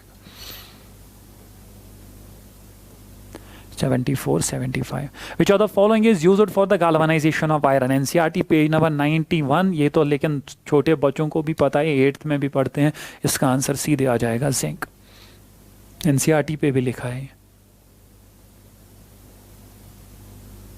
76 consider the change in oxidation states of metal A corresponding to different EMF values। ये अच्छा सवाल है, सवाल आ चुका है, उसी सवाल पे दूसरा सवाल बना है, corresponding to different EMF values as shown in the diagram below। तो मुझे देखना है कि the species undergoing disproportionation is, देखो एंड वाले पहले ही बाहर चले गए, बीच वाले हमेशा जब भी डिस्प्रपोर्शनेशन आ जाएगा बीच वाले हम सिलेक्ट करेंगे। डिस्प्रपोर्शनेशन का मतलब क्या है, इधर देखोगे आप, मैं AO2 पॉजिटिव सिलेक्ट करूंगा, तो इसका मतलब क्या है, अगर ये ऑक्सीडाइज हुआ तो A3 पॉजिटिव बनाएगा, अगर ये रिड्यूस हुआ तो ये नहीं, अगर ये रिड्यूस हुआ तो ये बनाएगा, पहले हम ऑक्सीडेशन स्टेट निकालेंगे, इसकी आ जाएगी x - 4 = 1, तो x आ जाएगी शाबाश +5, तो इसकी आ जाएगी x - 2 = 2, तो x आ जाएगी +4, इसकी आ जाएगी सीधे +3, इसकी आ जाएगी +2, इसकी आ जाएगी 0। तो इसका मतलब क्या है, अगर +4 से अगर ये ऑक्सीडाइज हुआ तो AO2 पॉजिटिव बनाएगा, अगर रिड्यूस हुआ तो A3 पॉजिटिव बनाएगा, तो ये रिएक्शन, तो अगर ऑक्सीडाइज हुआ तो ये बनाएगा, अगर रिड्यूस हुआ, अगर इसकी ऑक्सीडेशन स्टेट कम हुई तो ये बनाएगा A3 पॉजिटिव। तो इसका मतलब है ये कैथोड भी एक्ट कर सकता है, एनोड भी एक्ट कर सकता है, तो जब ये कैथोड एक्ट करेगा ये रिड्यूस होगा, यानी कि इस AO2 पॉजिटिव से क्या बनेगा, A3 पॉजिटिव। और अगर ये एनोड एज एनोड काम करेगा, एज एनोड इसी ये ऑक्सीडाइज होगा, तो AO2 पॉजिटिव से बनेगा AO2 पॉजिटिव ऊपर। तो अब मुझे बोलो, अब मुझे देखना है अंडरगोइंग डिस्प्रपोर्शनेशन, तो अगर ये रिएक्शन हम सीधे देखेंगे, अगर ये रिएक्शन स्पॉन्टेनियस है, क्यों, किसमें, क्योंकि इसमें ये A जिसकी ऑक्सीडेशन स्टेट जो है +4 है, ये प्लस यहाँ पे क्या है +3 है, यहाँ पे क्या है +5 है, यही A रिड्यूस भी हो रहा है, यही A ऑक्सीडाइज भी हो रहा है, तो इस A की होती है, हो रही है कि क्या, डिस्प्रपोर्शनेशन। लेकिन क्या ये डिस्प्रपोर्शनेशन स्पॉन्टेनियस है कि नॉन स्पॉन्टेनियस, क्या ये खुद होगा कि खुद नहीं होगा, इसके लिए हम हमेशा निकालते हैं E0 सेल। अगर E0 सेल आ गया पॉजिटिव, मतलब डेल्टा G0 आ जाएगा नेगेटिव, क्योंकि डेल्टा G0 होता है -NF E0, तो हम बोलेंगे स्पॉन्टेनियस। तो शॉर्ट में हम बोलेंगे कि अगर E0 सेल मेरा क्या आ गया, अगर E0 सेल मेरा क्या आ गया पॉजिटिव, तो हम क्या बोलेंगे, हम बोलेंगे शाबाश, E0 सेल मेरा अगर क्या आ गया पॉजिटिव, तो हम क्या बोलेंगे, हम बोलेंगे कि ये रिएक्शन स्पॉन्टेनियस है। तो इसका रिडक्शन पोटेंशियल, अगर हम कैथोड की बात करेंगे, जब AO2 पॉजिटिव से A3 होती, इसका रिडक्शन पोटेंशियल गिवन है 0.34, और इसका रिडक्शन पोटेंशियल ये तो है, अगर इसका हम यहां पे देखेंगे तो इसका रिडक्शन पोटेंशियल जो होगा वो कितना है, वो है -1 शाबाश, वो है माइनस नहीं, वो कितना आ जाएगा सीधे 1। ये है इसका ऑक्सीडेशन पोटेंशियल, इस साइड से ये इसका है ऑक्सीडेशन पोटेंशियल, ये मतलब +5 से +4, ये है रिडक्शन पोटेंशियल, तो इस साइड ये इसका आ जाएगा ऑक्सीडेशन पोटेंशियल, यानी कि इसका रिडक्शन पोटेंशियल जो होगा वो क्या होगा, हाँ, इसका रिडक्शन पोटेंशियल होगा अगेन -1.50। क्यों, क्योंकि ये ऑक्सीडेशन पोटेंशियल है, ये रिडक्शन पोटेंशियल है, तो अगर ये इस साइड भी जाएगा ये स्टिल रिडक्शन पोटेंशियल, स्टिल मुझे रिडक्शन को ही कंसिडर करना है, ये स्टिल -1.0 ही रहेगा, क्योंकि मुझे SRP में E0 कैथोड -E0 एनोड जब मैं यूज यूज करूंगा E not cathode minus E not anode, तो ये भी रिडक्शन पोटेंशियल यूज करना है, ये भी रिडक्शन पोटेंशियल, तो ये स्टिल -1.0। अगर मैं प्लस बनाऊंगा ये ऑक्सीडेशन पोटेंशियल बनेगा, लेकिन मुझे यूज करना है रिडक्शन पोटेंशियल। अब कैथोड है AO2 पॉजिटिव से A3 पॉजिटिव, तो उस टाइम आएगा 0.34 माइनस एनोड है जब AO2 पॉजिटिव से बनेगा AO2 पॉजिटिव, मतलब जब AO2 पॉजिटिव से बनेगा AO2 पॉजिटिव, तब क्या है -1.0, तो ये आ जाएगा 1.34। 1.34 पॉजिटिव है, तो अगर 1.34 मेरा पॉजिटिव है तो इसका मतलब है डेल्टा जी नॉट क्या आ जाएगा नेगेटिव, तो स्पॉन्टेनियस है। तो कहने का मतलब क्या है, ये AO2 पॉजिटिव A3 पॉजिटिव भी बना सकता है, AO2 पॉजिटिव भी बना सकता है। क्यों? क्योंकि उस टाइम इसका ई नॉट सेल आता है पॉजिटिव और उस टाइम उसका डेल्टा जी नॉट आ जाएगा नेगेटिव, यानी कि स्पॉन्टेनियसली अपने आप ये भी बनाएगा, ये भी बनाएगा। The answer is AO2 positive. अब A3 पॉजिटिव भी देखेंगे। अगर आपको A3 पॉजिटिव भी चेक करना है तो मैं यहां पे लिखूंगा A3 पॉजिटिव, तो A3 पॉजिटिव मैं लिखूंगा A3 पॉजिटिव से इस साइड क्या बन रहा है, A3 पॉजिटिव से इस साइड क्या बन रहा है A2 पॉजिटिव, A3 पॉजिटिव से इस साइड क्या बन रहा है A2 पॉजिटिव, और इस साइड क्या बन रहा है AO2 पॉजिटिव, इस साइड बन रहा है AO2 पॉजिटिव, और इसका रिडक्शन पोटेंशियल मुझे गिवन है माइनस शायद गिवन है 0.34, इसका गिवन है +0.34, हाँ +0.34, और इसका गिवन है -0.26। अगर मैं आप बोलूंगा शाबाश, अगर मैं बोलूंगा कि शाबाश कि ये डिस्प्रपोर्शनेशन रिएक्शन है, तो असल में A3 पॉजिटिव से A2 पॉजिटिव भी बनना चाहिए और A3 पॉजिटिव से AO2 पॉजिटिव भी बनना चाहिए, AO2 पॉजिटिव भी बनना चाहिए। क्यों? क्योंकि इसकी ऑक्सीडेशन स्टेट +3, इसकी +2 और इसकी ऑक्सीडेशन स्टेट जो है वो है +4, इसकी ऑक्सीडेशन स्टेट +4। इसको हम बोलेंगे रिडक्शन, इसको हम बोलेंगे क्या ऑक्सीडेशन। तो अगर ये साइमल्टेनियसली हुआ वो मुझे कैसे पता चलेगा, E not cathode minus E not anode. E not cathode, cathode मतलब जब जहां से रिडक्शन हो रही है, तो रिडक्शन इस साइड हो रही है तो ये कैथोड आ जाएगा, शाबाश ई नॉट कैथोड, और ये आ जाएगा ई नॉट एनोड, तो इसका ई नॉट सेल आ जाएगा -0.26 माइनस क्या आ जाएगा 0.34। तो सिंस दोनों माइनस है ये नेगेटिव में आंसर निकलेगा। अगर ई नॉट नेगेटिव निकला इसका मतलब है डेल्टा जी नॉट पॉजिटिव आएगा। रिएक्शन जो है वो नॉन स्पॉन्टेनियस है, तो अगर रिएक्शन नॉन स्पॉन्टेनियस है मतलब ये डिस्प्रपोर्शनेशन रिएक्शन अपने आप नहीं दिखाएगा। शॉर्ट में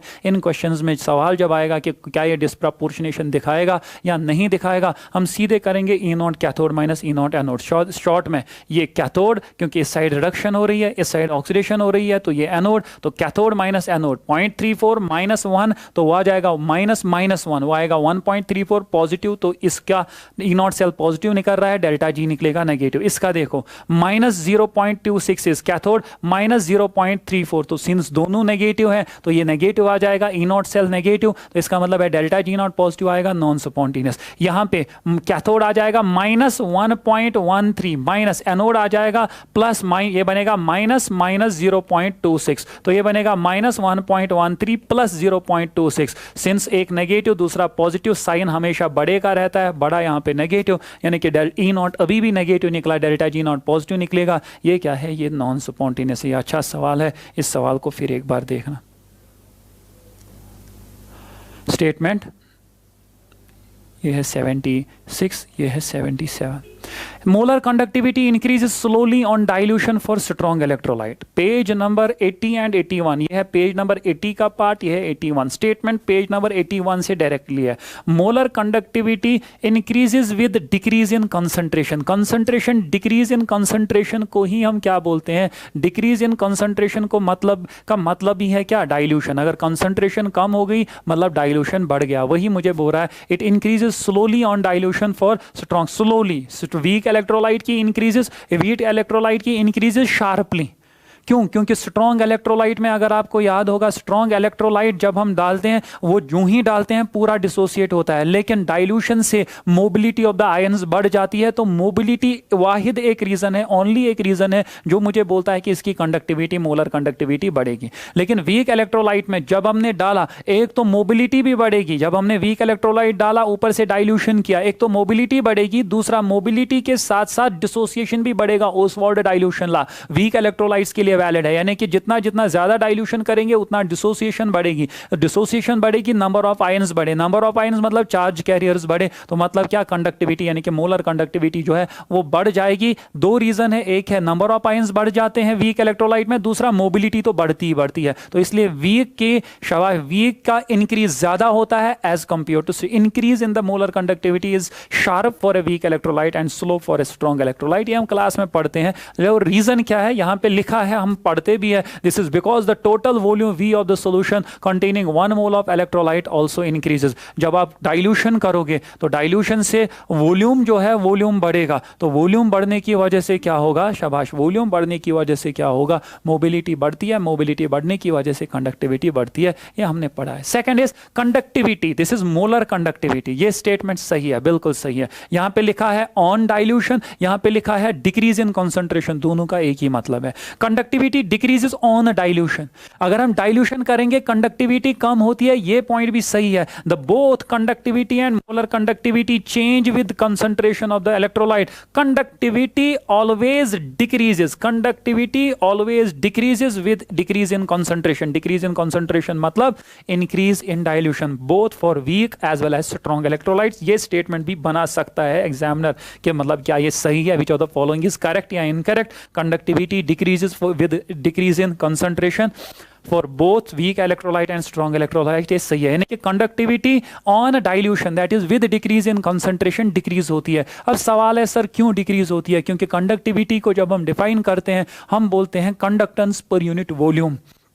कंडक्टेंस पर यूनिट वॉल्यूम, एक यूनिट वॉल्यूम की कंडक्टेंस को हम कंडक्टिविटी बोलते हैं। एक यूनिट वॉल्यूम की कंडक्टेंस क्या हम पढ़ते हैं, K is equal to GL/A। हम कहते हैं when the separation between the electrodes is 1 centimetre, area is 1 centimetre square. तो जब लेंथ है 1 सेंटीमीटर, क्रॉस सेक्शनल एरिया है 1 सेंटीमीटर स्क्वायर, तो वॉल्यूम कितना आएगा 1 सेंटीमीटर क्यूब। तो इसका इनडायरेक्ट मतलब है वॉल्यूम है 1 सेंटीमीटर क्यूब। तो जब वॉल्यूम 1 सेंटीमीटर क्यूब होता है kg के बराबर होता है, यानी कि कंडक्टिविटी कंडक्टेंस होती है जब वॉल्यूम होगा 1 centimetre cube, that is conductance पर सेंटीमीटर क्यूब या conductance per unit volume.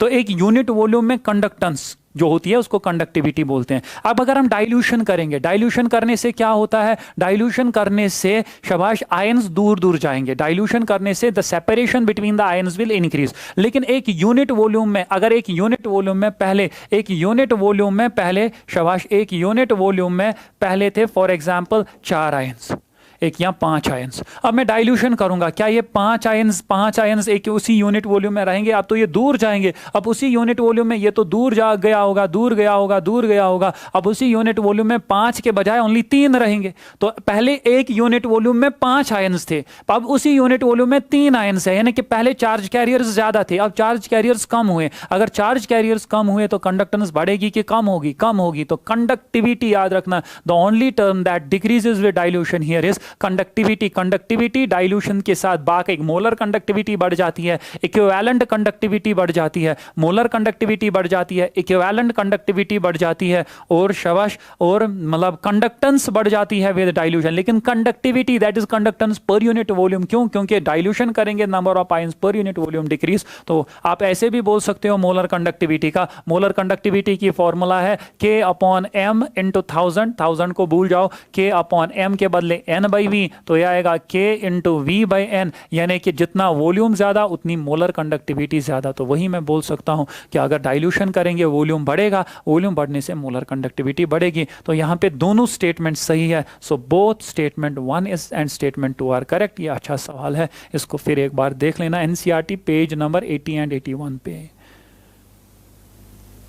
The rate constant for the first order reaction is इतना, the time required to reduce the शाबाश 4 grams of a reactant to 0.4। तो इसको हम मानेंगे सीधे m0, इसको हम मानेंगे mt, शाबाश mt, यानी कि this is initial mass, this is mass left after time t। तो मैंने आपको बोला है एक रिएक्शन शाबाश t is equal 2.303/k log of c0 a0/a। अब मैंने n0/n बोला है, मैंने m0/m भी बोला है, m0/mt भी बोला है। तो k 2.303, k का वैल्यू गिवन है 2.303 × 10⁻³ लॉग ऑफ m0 मतलब इनिशियल मास वो है 4, mt मतलब कितना बचा 0.4, तो this ones are this tens are log 10 मतलब 1, तो ये कैंसल, 10 to the power -3 ऊपर बनेगा 10 to the power 3, तो ये बनेगा 1000. The answer is 1000 seconds.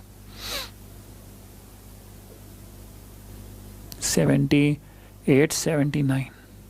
When initial concentration of the reactant is double the half-life of a first order reaction, when the initial concentration of the reactants is double the half-life of a first order, half-life of a first order reaction is equal 0.693 upon K. अभी हमने पढ़ा भी कि half-life of a first order reaction, zero order reaction directly proportional to initial concentration, and उसी में नीचे page number पे लिखा था फर्स्ट ऑर्डर के लिए it is independent of initial concentration. तो ये initial concentration पे डिपेंड करता ही नहीं है, तो आपने initial concentration को डबल किया, initial concentration पे ये डिपेंड करता ही नहीं है, ओनली रेट कांस्टेंट पे डिपेंड करता है. तो इसका मतलब क्या है, मतलब ये हमेशा कांस्टेंट, एक रिएक्शन के लिए रेट कांस्टेंट होता है एट अ पर्टिकुलर टेंपरेचर. तो at a particular temperature half life constant होती है, इनिशियल कंसंट्रेशन पे डिपेंड नहीं करती है. The answer is it will remain unchanged.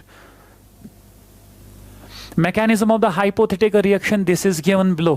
The overall order of the reaction will be, देखो अगर आपको याद होगा, और असली रिएक्शन ये है, तो अगर हम असली रेट इक्वेशन लिखेंगे, रेट इक्वेशन हम लिखेंगे K into concentration of O3 का square, K into concentration of O3 to the power शाबाश, K into concentration of O3. या इसको भूल जाओ, मैं डायरेक्टली यहाँ पे आ जाऊँगा, O3 to the power N आ जाएगा, मैं यहाँ पे आ जाऊँगा. Slowest step rate determining step होता है, तो रेट जो होगा इससे ज़्यादा ईजी हो जाएगा. रेट जो होगा वो होगा K into concentration of O3 into concentration of O to the power 1 to the power 1, क्योंकि एलिमेंट्री रिएक्शंस के लिए लॉ ऑफ मास एक्शन के हिसाब से वही पावर चला जाता है जो उसका स्टोइकियोमेट्रिक कोएफिशिएंट होगा. तो ये रेट डिटरमाइनिंग स्टेप है, यहाँ से रेट लिखा. अब देख लो O3 जो है, O3 ऊपर ओरिजिनल रिएक्शन में है, लेकिन O ऊपर ओरिजिनल रिएक्शन में नहीं है, तो हमें O इस इक्वेशन में नहीं चाहिए, असली रेट इक्वेशन में मुझे O नहीं चाहिए. क्यों? क्योंकि O ऊपर ओरिजिनल रिएक्शन में नहीं है, तो मुझे इस O को हटाना है. इस O को हटाने के लिए मुझे सेकंड रिएक्शन गिवन होगी. तो अगर मैं यहाँ पे इक्विलिब्रियम कांस्टेंट मानूंगा KEQ, तो KEQ इक्विलिब्रियम कांस्टेंट किसके बराबर आएगा, concentration of O2 concentration of O divided by concentration of O3. तो मुझे लेकिन किसकी कंसंट्रेशन चाहिए, मुझे O की कंसंट्रेशन चाहिए. तो यहाँ से कंसंट्रेशन ऑफ O किसके बराबर आएगा, वो आएगा K equilibrium into concentration of O3 divided by concentration of O2, मतलब divided by K equilibrium into concentration of O3 concentration of O3, ये मल्टीप्लाई होगा, O2 क्या होगा, डिवाइड. अब यही O यहाँ पे सबस्टिट्यूट कर लो, तो रेट किसके बराबर आएगी, रेट आएगी K into concentration of O3 को मैंने हटाया नहीं, छेड़ा नहीं, O के बदले क्या लिखेंगे, K इक्विलिब्रियम, और लिखेंगे O3 और डिवाइडेड बाय O2, मतलब मैं लिखूंगा O2 टू द पावर -1. इसमें डिवाइडेड बाय O2 था, मैंने लिखा O2 to the power -1. K and K equilibrium दोनों कांस्टेंट है, इसके बदले एक बड़ा कांस्टेंट लिखेंगे, तो ये आएगा O3, 1 + 1 = 2, O3 square and O2 -1. अब चलेगा, क्यों? क्योंकि ओरिजिनल रिएक्शन दोनों में O3 भी है एंड O2 भी है, तो ये रेट इक्वेशन चलेगी. ये रेट इक्वेशन नहीं चलेगी, क्यों? क्योंकि इसमें O है जो मेरे कंट्रोल में नहीं आया, जो ओरिजिनल इक्वेशन में नहीं है. तो इसका मतलब क्या है, ओवरऑल ऑर्डर कितना आ जाएगा, सम ऑफ पावर्स, तो 2 + -1, 2 + -1 = 2 - 1 and 2 - 1 is 1, so the order of the reaction will be 1.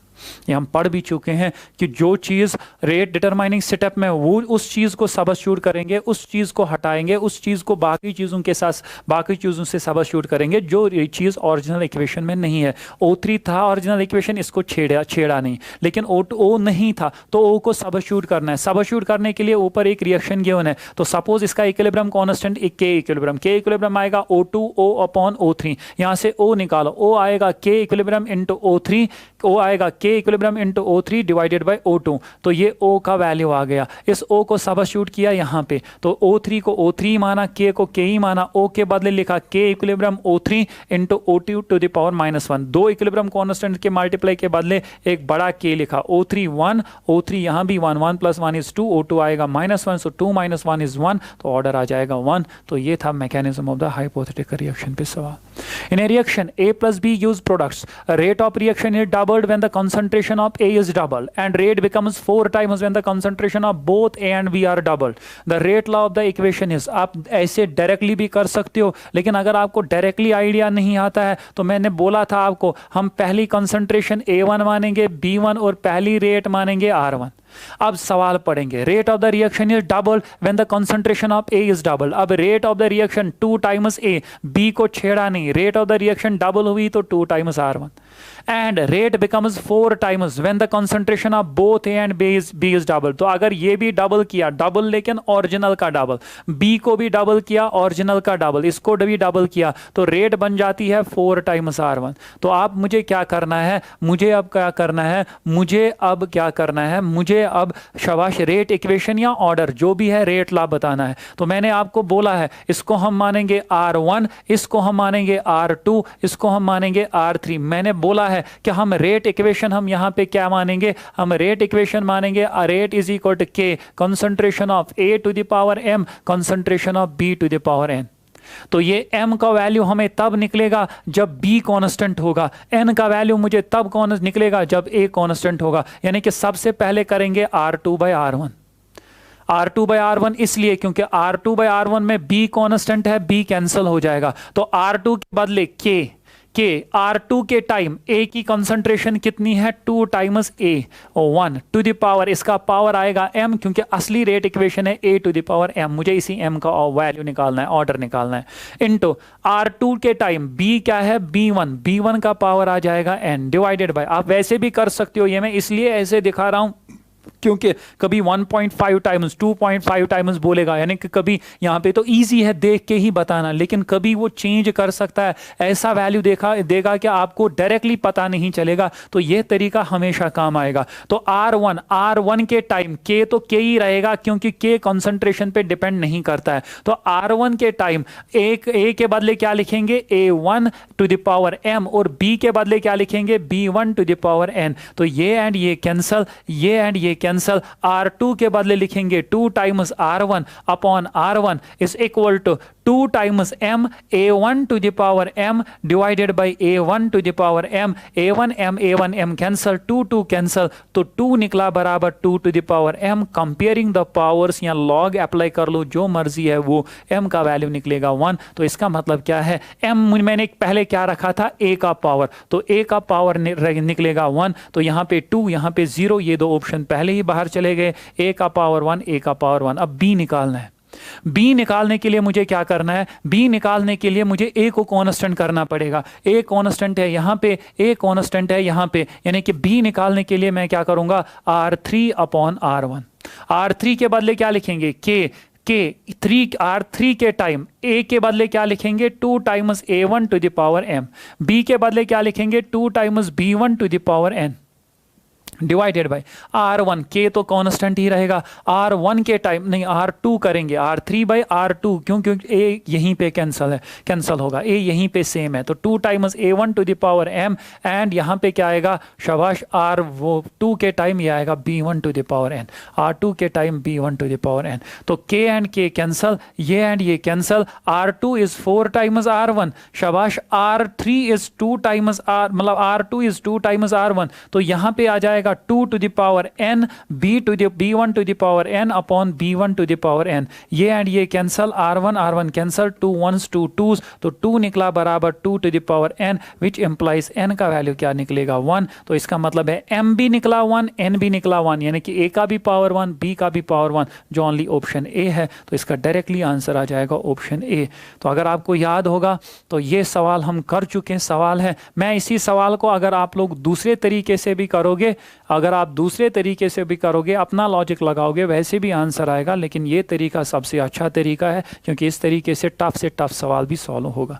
मैंने पहले initial concentration A1 B1 R1 मानी, इसके बाद सवाल पढ़ा, वो बोल रहा है A को डबल करेंगे तो रेट डबल होती है, फिर बोलता है दोनों को डबल करेंगे तो रेट 4 टाइम्स होती है। तो ये मुझे डेटा वहीं से गिवन है। अब मैंने इसको R1 माना, R2 माना, R1, तो मैंने सबसे बोला let rate equation be rate is equal to K A to the power M, क्योंकि रिएक्टेंट A एंड B है, A to the power M B to the power N। मुझे A and B का value निकालना है। तो सबसे पहले अगर मुझे M एंड N का वैल्यू निकालना है, अगर मुझे M का वैल्यू निकालना है तो B को करेंगे कांस्टेंट, N का वैल्यू निकालना है तो A को करेंगे कांस्टेंट। M का वैल्यू यानी कि A का पावर मुझे निकालना है तो B को करेंगे कांस्टेंट, B इन दोनों में कांस्टेंट है तो R2/R1 किया। फिर मुझे n निकालना है, तो a को करेंगे कांस्टेंट, a इन दोनों में कांस्टेंट है, तो R3/R2 किया, R3/R2 से n निकला, R2/R1 से क्या निकला m, तो m का वैल्यू भी 1, n का वैल्यू भी 1, तो इसका मतलब क्या है, इसका मतलब क्या है, मुझे रेट इक्वेशन निकलेगी, rate is equal to k concentration of a into concentration of b। यह है question number 81। Moving to the next question 86, 82।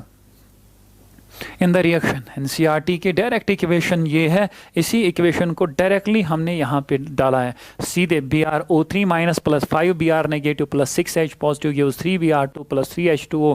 तो ratio of rate of appearance of bromine and rate of disappearance of bromide ions. तो bromide ion क्या है, Br negative Br2, यानी कि Br negative and Br2 को क्या करना है, इक्वेट। तो हमें पता इन्हीं दो, बाकी मुझे लिखने की जरूरत नहीं है, तो हम लिखेंगे -1/5 delta Br negative upon delta concentration of Br negative upon delta T is equal to +1/3 delta Br2, क्योंकि Br2 अपीयर हो रहा है तो +1, वो डिसअपीयर हो रहा है तो -1/5। ये +1/3 वो स्टाइकियोमेट्रिक क्वेश्चन से जब डिवाइड करते हैं वो असली रेट बन जाती है, तो हम ऐसे इक्विवेलेंट रेट इसको बोलते हैं, या असली रेट जो भी आप बोलोगे। अब मुझे एक बात बोलो, मुझे क्या बता रहा है, ratio of rate of appearance of, तो मुझे निकालना है delta Br2 upon delta T, उसी को हम बोलेंगे rate of appearance of bromine divided by rate of disappearance of Br negative, that is delta Br negative upon delta T, लेकिन disappearance बोल रहा है मतलब नेगेटिव। तो अब मुझे बोलो, यहां से इसको यहां पे लाएंगे, इसको वहां पे लेंगे, तो ये सीधे आ जाएगा 3/5। इसको यहाँ पे मतलब मैंने इस चीज़ को इस साइड डिवाइड किया माइनस के साथ, तो इस 3 को उस साइड लिया, तो ये 3/5 आ जाएगा, यानी कि इनका रेशियो सीधे आएगा 3:5। इनका रेशियो सीधे आ जाएगा 3:5। द आंसर विल बी क्या, 3:5। 82, 83। Match the order of the with the unit of rate constant. तो डायरेक्टली एनसीईआरटी का टेबल वहाँ पे वही टेबल, बस थर्ड ऑर्डर मैंने एक्स्ट्रा ऐड किया है, बाकी सेम। अब मुझे बोलो जीरो ऑर्डर, अगर जनरल जीरो ऑर्डर का होता है मोल पर लीटर पर सेकंड, मोल पर लीटर पर सेकंड, यानी कि ए आएगा 3। फर्स्ट ऑर्डर का होता है सेकंड इनवर्स, फर्स्ट ऑर्डर का सेकंड इनवर्स यानी कि 2 आ जाएगा 1। सेकंड ऑर्डर का होता है मोल -1 लीटर, तो सेकंड ऑर्डर का ये आएगा थर्ड ऑर्डर का, यानी कि A3। इसका सीधे आंसर आएगा A3B2C1। यहाँ पे ऐसे भी बोल सकते हो, ऑर्डर निकालते हैं, ये यूनिट कैसे निकालते हैं, जनरल यूनिट है mole 1 - 1 litre n-1 second inverse. तो अगर n है 0, यानी कि 0 ऑर्डर के लिए पुट कर लो 0, ये बनेगा मोल 1 - 0 is 1 litre, 0 - 1 is -1 second inverse, तो बनेगा मोल पर लीटर पर सेकंड। तो 0 ऑर्डर के लिए मोल पर लीटर पर सेकंड। अगर फर्स्ट ऑर्डर के लिए तो n का वैल्यू पुट कर लो 1, n का वैल्यू पुट कर लो 1, 1 - 1 is 0, mole to the power 0 is 1, litre to the power 0 is 1, तो बचेगा ओनली सेकंड इनवर्स। ऐसे ही अगर थर्ड ऑर्डर का सपोज मुझे देखना है, तो n का वैल्यू पुट कर लो 3, तो ये बनेगा मोल 1 - 3 लीटर, 3 - 1 सेकंड इनवर्स, तो ये बनेगा mole -2 litre square second inverse, तो वही है मोल -2 लीटर स्क्वायर। तो जनरल है mole 1 - n litre n-1 second inverse, इसी में वैल्यू पुट कर लो n का, n is order. Moving on to the next one. Select the incorrect statement. Order of a reaction is an experimental quantity. Page number 104. Order of a reaction is an experimental quantity. Order is applicable only to elementary reactions. Shabash. For complex reactions, molecularity has no meaning. Molecularity cannot be a non-integer. ये भी सही, ये भी सही, ये भी सही। ये statement option statement 2 incorrect statement है, NCERT पे लिखा है। Order is applicable to elementary as well as complex reactions. As well as complex reaction, while molecularity is applicable only for elementary reactions, for complex reactions molecularity has no meaning. For complex reactions molecularity has no meaning. ये सही statement है। molecularity मतलब number of molecules, number of reacting species, वो हमेशा integer आता है, तो non integer नहीं हो सकता है, तो ये statement भी सही है। order experimental quantity है, ये भी सही है, लेकिन order applicable only to elementary reactions गलत है। it is applicable for both elementary as well as complex reactions। तो इसका मतलब क्या है, इसका मतलब है शाबाश, इसका ऑप्शन 2 क्या है, इनकरेक्ट स्टेटमेंट है।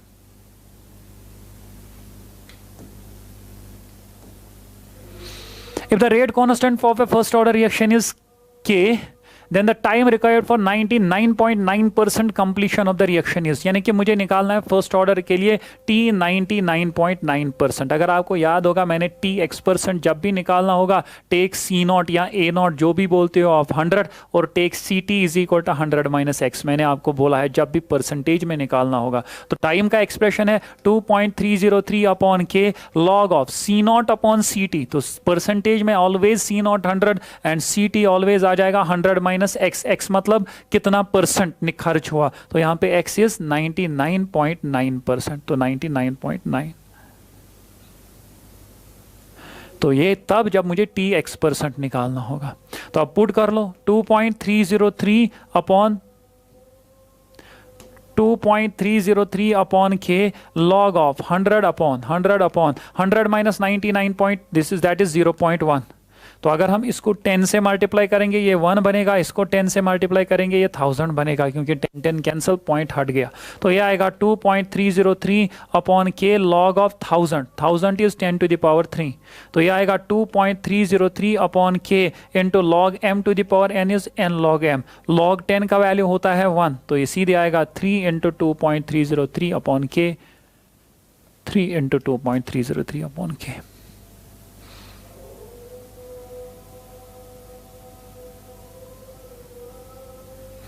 The EMF of the cell is nearly, अच्छा EMF नर्नस इक्वेशन का सवाल है, आपको EMF of the cell निकालना है। पहले सेल रिएक्शन लिखेंगे, तो मैं नर्नस इक्वेशन यूज करूंगा क्योंकि effect of concentration on EMF gives. Nernst equation में दो चीजें हैं, effect of concentration and temperature. Temperature पे वैसे सवाल आएगा नहीं, आएगा तो कंसंट्रेशन पे आता है। तो इफेक्ट ऑफ कंसंट्रेशन, अगर कंसंट्रेशन गिवन है आपको EMF निकालना है, आप नर्नस इक्वेशन यूज करते हो। तो EMF किसके बराबर होता है, E सेल किसके बराबर होता है, E nought cell minus 0.0 eight 298 kelvin. तो 298 केल्विन 0 पॉइंट, अगर नहीं भी लिखा है तो अगर कुछ नहीं लिखा है तब भी हम 0.059 ही मानेंगे upon n log of Q।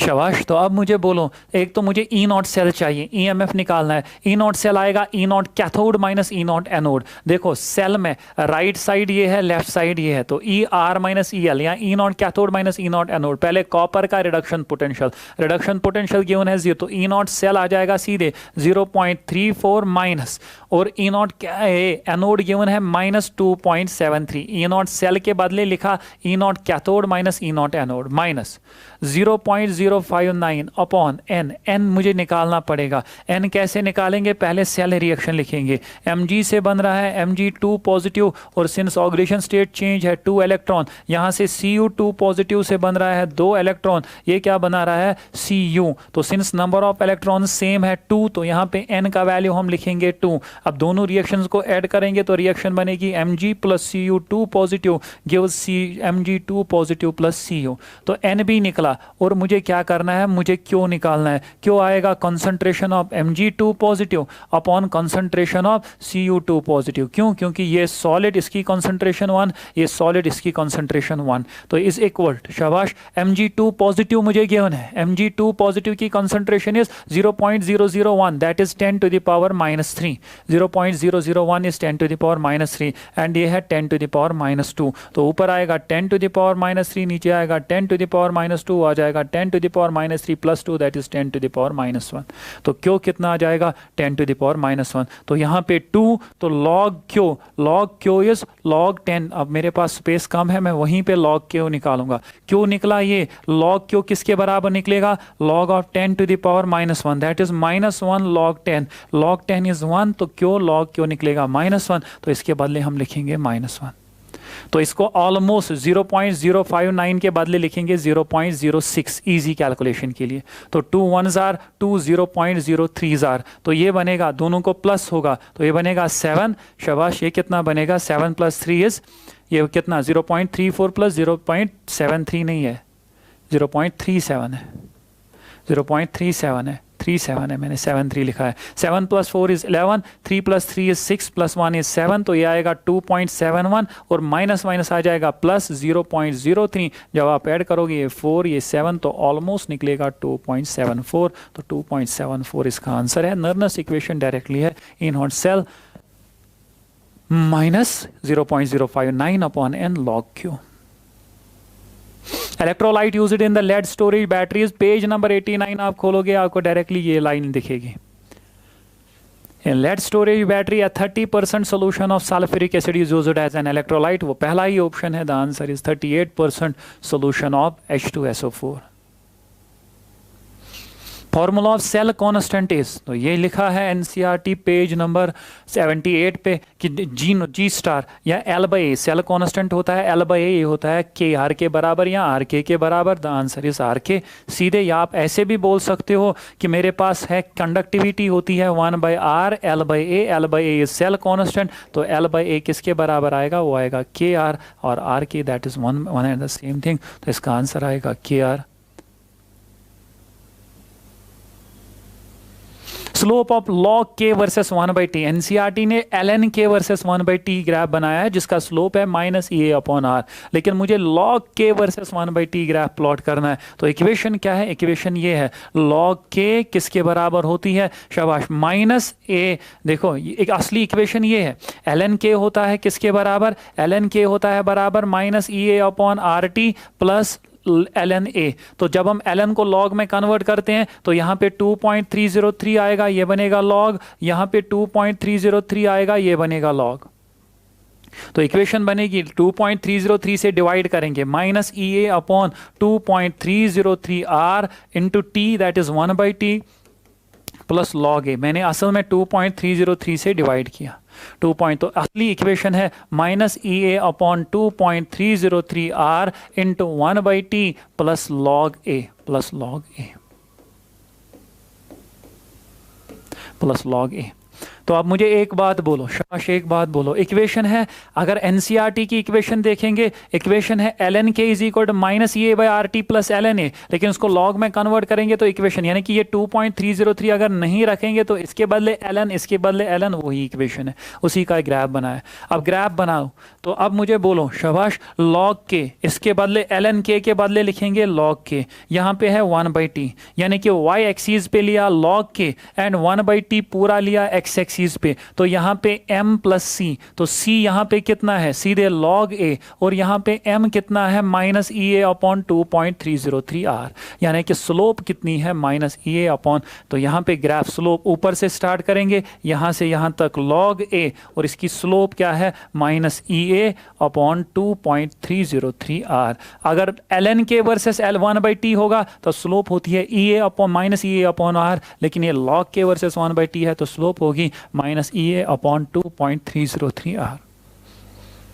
89 90 conductivity के of an electrolyte depends upon, हमने पढ़ा भी है, एनसीईआरटी पे भी लिखा है शाबाश, the conductance of an electro, the conductivity of an electrolytic solution depends upon the nature of the electrolyte added, हाँ, size of the ion, size इसने नहीं लिखा है, नेचर ऑफ द सॉल्वेंट वो नहीं लिखा है, कंसंट्रेशन ऑफ द इलेक्ट्रोलाइट लिखा है, टेम्परेचर लिखा है, all of these, the answer is all of these, ये depends upon all of these, temperature, concentration, nature of the electrolyte, everything. 91 if for a reaction rate constant becomes double with every 10 degree Celsius, rate constant becomes double यानी कि gamma का value given है 2, gamma का value given है 2, शाबाश, then the ratio of T 55 degree Celsius है, यानी कि मुझे निकालना है rate, ratio of rate of reaction के 55/K25 निकालना है। तो अगेन गामा गिवन है 2 to the power delta T, 25 में से 55 में से 25 हटा दो, ये बनेगा 30/10। ये एक सवाल हमने ऑलरेडी किया, ये दो सवाल सिंपल इसी पे है, ये एंड ये cancel, 2 to the power 3 is 8, तो मतलब रेशियो क्या आ जाएगा, रेशियो आ जाएगा 8। फॉर्मूला क्या है, फॉर्मूला है K T plus delta T upon K T is equal to gamma to the power delta T divided by 10, where gamma is generally 2, लेकिन कभी कभी वो 3 भी हो सकता है, लेकिन अगर कुछ नहीं गिवन है तब हम 2 लेते हैं, और हम लेंगे भी हमेशा 2, ये होगा भी हमेशा 2, क्योंकि एनसीईआरटी कहता है कि रेट डबल्स, लेकिन इसने वहीं से लिखा है रेट डबल्स, तो गामा इज 2, तो 2 to the power delta T upon 10, delta T is temperature difference that is 55 - 25, 55 - 25 is 30, तो 30/10 that is 3, 2 to the power 3 is 8.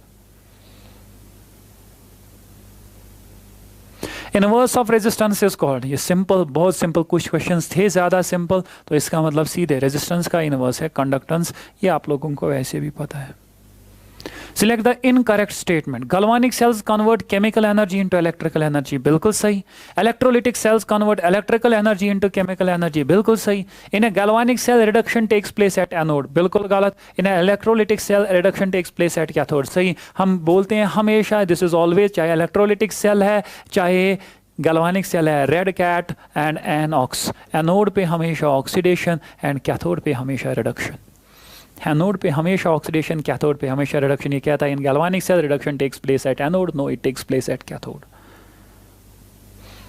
Consider the reaction 2A + B, the rate of the reaction, rate of the reaction. ये मुझे ये नहीं कह रहा है कि rate of the disappearance of A, ये नहीं कह रहा है rate of the appearance of B, ये कह रहा है रेट ऑफ द रिएक्शन। तो इसकी रेट ऑफ द रिएक्शन दो तरीकों, अगर हम A को रेफरेंस मानेंगे, देखो इसमें अगर हम दोनों को इक्वेट करेंगे, इक्वेट कैसे होगा, -1/2 D, अगर D लिखा है अब मैं भी लिखूंगा D, dA by instantaneous rate लिखी है, इज इक्वल टू सीधे dB/dt।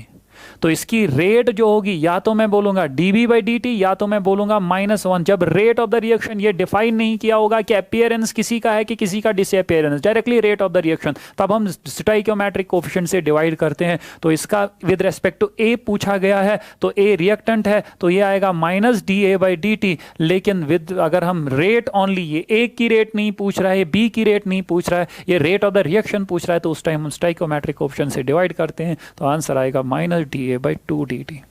अगर dB/dt भी होता वो भी इसका आंसर था।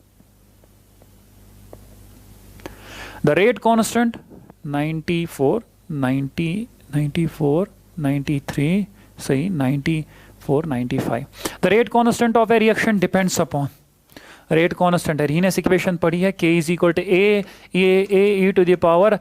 e⁻RT, so it depends upon temperature. यहाँ अभी दो सवाल किए भी हैं, for every 10 degree Celsius rise in temperature rate doubles, तो वो सवाल किया भी है। रेट कांस्टेंट हमेशा किस पे डिपेंड करता है, temperature, the answer is temperature. ये हम पहले भी पढ़ाते हैं, it is independent of concentration. आपको अगर कंसंट्रेशन पे कभी डिपेंड नहीं करता है, ये पहले भी पढ़ाते हैं, तो इसका मतलब सीधे it depends upon temperature. The standard reduction potential for the following half reactions are given. इसका SRP रिडक्शन पोटेंशियल, यस, तो इसका SRP गिवन है, इसका SRP गिवन है, इसका SRP गिवन है, इसका SRP गिवन है। Which of the following is the strongest reducing agent. Already एक बार एक सवाल किया है, स्ट्रॉन्गेस्ट रिड्यूसिंग एजेंट कौन होगा, लोअर द SRP, जिसका SRP कम होगा उसकी टेंडेंसी टू अंडरगो रिडक्शन कम होती है, वो रिड्यूस नहीं होना चाहता है, वो ऑक्सीडाइज होना चाहता है। अगर वो ऑक्सीडाइज होना चाहता है वो दूसरे को रिड्यूस करेगा, यानी कि वो रिड्यूसिंग एजेंट काम करेगा। तो lower the SRP, stronger is the reducing agent. तो इन सबों में सबसे कम SRP, इसका माइनस, इसका प्लस, प्लस प्लस, सबों का प्लस, एक ही का माइनस सोडियम का, तो सोडियम इनमें से स्ट्रॉन्गेस्ट रिड्यूसिंग एजेंट होगा। Half life of A radio active sample is 16 days. Amount क्या बोल रहा है, after 64 days 1 gram of the sample with reduced. तो मैं मतलब सीधे दिमाग में मुझे आ गया, मुझे बोलो 1 ग्राम ऑफ द सैंपल कितना बनेगा आफ्टर 64 डेज, अगर हाफ लाइफ 16 डेज है। तो हमने एक चीज पढ़ा है, amount of A substance left after n half lives, n half lives, वो होता है किसके बराबर, 1/2 to the power n। Amount of substance left C0/2 to the power n। C0 यहाँ पे 1 गिवन है, इसलिए मैंने 1 लिखा है। Amount left after n half life is C0/2 to the power 1। तो C0 गिवन है 1, तो अमाउंट लेफ्ट आफ्टर 64 डेज, अगर हाफ लाइफ है 16 डेज, तो एक हाफ लाइफ 16, 32 होंगे 2 हाफ लाइफ, 64 होंगे 4 हाफ लाइफ। तो मुझे amount left after 4 half life निकालना है। तो amount left after 4 half lives निकालना है, तो C0 गिवन है 1/2 to the power 4, तो आएगा 1/16।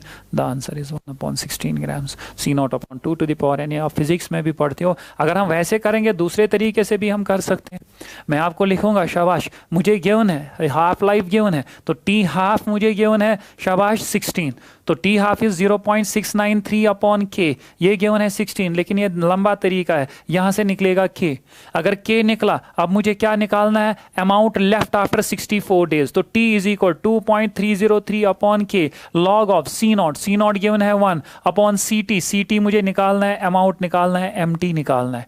तो t का वैल्यू मुझे गिवन है 64 डेज, 2.303 अपॉन k का वैल्यू यहां से निकला होगा, सबस्टिट्यूट करेंगे log of 1 upon M T. तो यहाँ पे एक ही वेरिएबल बचा एम टी, यहाँ से एम टी निकलेगा, लेकिन उससे बेटर है अमाउंट लेफ्ट 64 मतलब 4 हाफ लाइव्स, यानी कि amount left after 4 half lives 2 C not upon 2 to the power n, यानी कि 1 upon 2 to the power 4, that is 1 upon 16। ऐसे भी कर सकते हैं, ऐसे भी कर सकते हैं।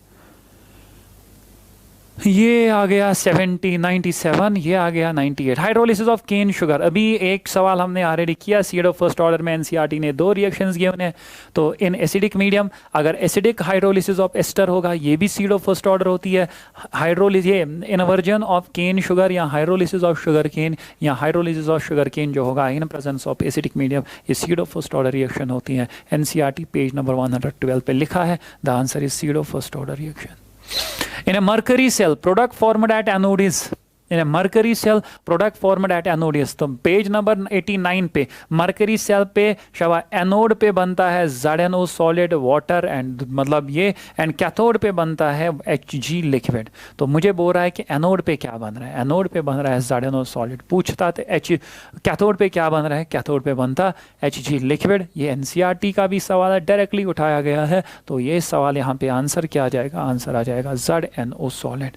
Last question, that is the decomposition of a gaseous ammonia in a hot platinum surface at high pressure is, ये NCERT, the decomposition of gaseous ammonia on a hot platinum surface is a zero order reaction at high pressure। तो बस at high pressure is an example of zero order reaction। अगर आपको याद होगा, मैंने बोला था, अगर याद नहीं रहेगा हम एक चीज़ देखेंगे, वो चीज़ क्या है कि surface reaction generally zero order reactions होती हैं। ऑल सरफेस रिएक्शंस तो नहीं कह सकता, लेकिन मैं बोलूँगा surface reactions are generally zero order reactions. तो ये सरफेस रिएक्शन है, प्लेटिनम सरफेस पे हो रही है, जीरो ऑर्डर। लेकिन एनसीईआरटी ने ये एग्जांपल लिखी है, तो ये जीरो ऑर्डर रिएक्शन होगा। Thank you. तो इससे हमारा आज का पेपर बहुत अच्छा पेपर था, काफ़ी मेहनत लगती है पेपर पे। तो आई होप आप लोगों को लगता होगा कि हम जो पढ़ रहे हैं हमारे पेपर में जो मतलब मैं अपना केमिस्ट्री पेपर मैं बनाता हूँ, तो केमिस्ट्री पेपर में जो आता है वो all everything is NCERT based. जो थ्योरेटिकल सवाल है वो डायरेक्टली एनसीईआरटी पढ़ के बनाए जाते हैं। जो न्यूमेरिकल सवाल है कोई खुद से बनाए जाते हैं, कोई कहीं से उठाते हैं सवाल, मतलब वैल्यू उठाते हैं सही दैट कैलकुलेशन ईजी हो जाए। लेकिन मैक्सिमम क्वेश्चंस खुद से बनाता हूँ मैं। तो अगर आपको लगा कि आपको टेस्ट सीरीज से फ़ायदा आ रहा है, तो बेटर है कि सभी लोगों को बोलोगे आप। दूसरा है कि सीधे क्वेश्चंस उठा के वहाँ पे डालोगे, किसी ने वही बुक सॉल्व की होती है तो उसको डायरेक्टली 700 में से 700 आते हैं, 720 आउट ऑफ उसको 680, 650, 670 आते हैं कि उसने वही बुक सॉल्व की होती है। लेकिन यहाँ पे typical NCERT based test series बनाई गई है। तो आई होप आप लोगों को कम से कम टेस्ट दे के फ़ायदा आ रहा होगा। कुछ चीज़ें इंसान स्किप करता है, यहाँ से इन क्वेश्चन से आपको ये तो पता चला होगा कि कौन सा चीज़ स्किप कर सकते हैं, कौन सा चीज़ स्किप नहीं कर सकते हैं, वो भी पता चलता है। चलो बाकी नेक्स्ट टेस्ट में इंशाल्लाह मिलेंगे। तब तक के लिए अल्लाह हाफिज़। Thank you. दुआ इज़ योर करन, दुआ इज़ इम्पोर्टेंट, दुआ किया करना। अल्लाह हाफिज़।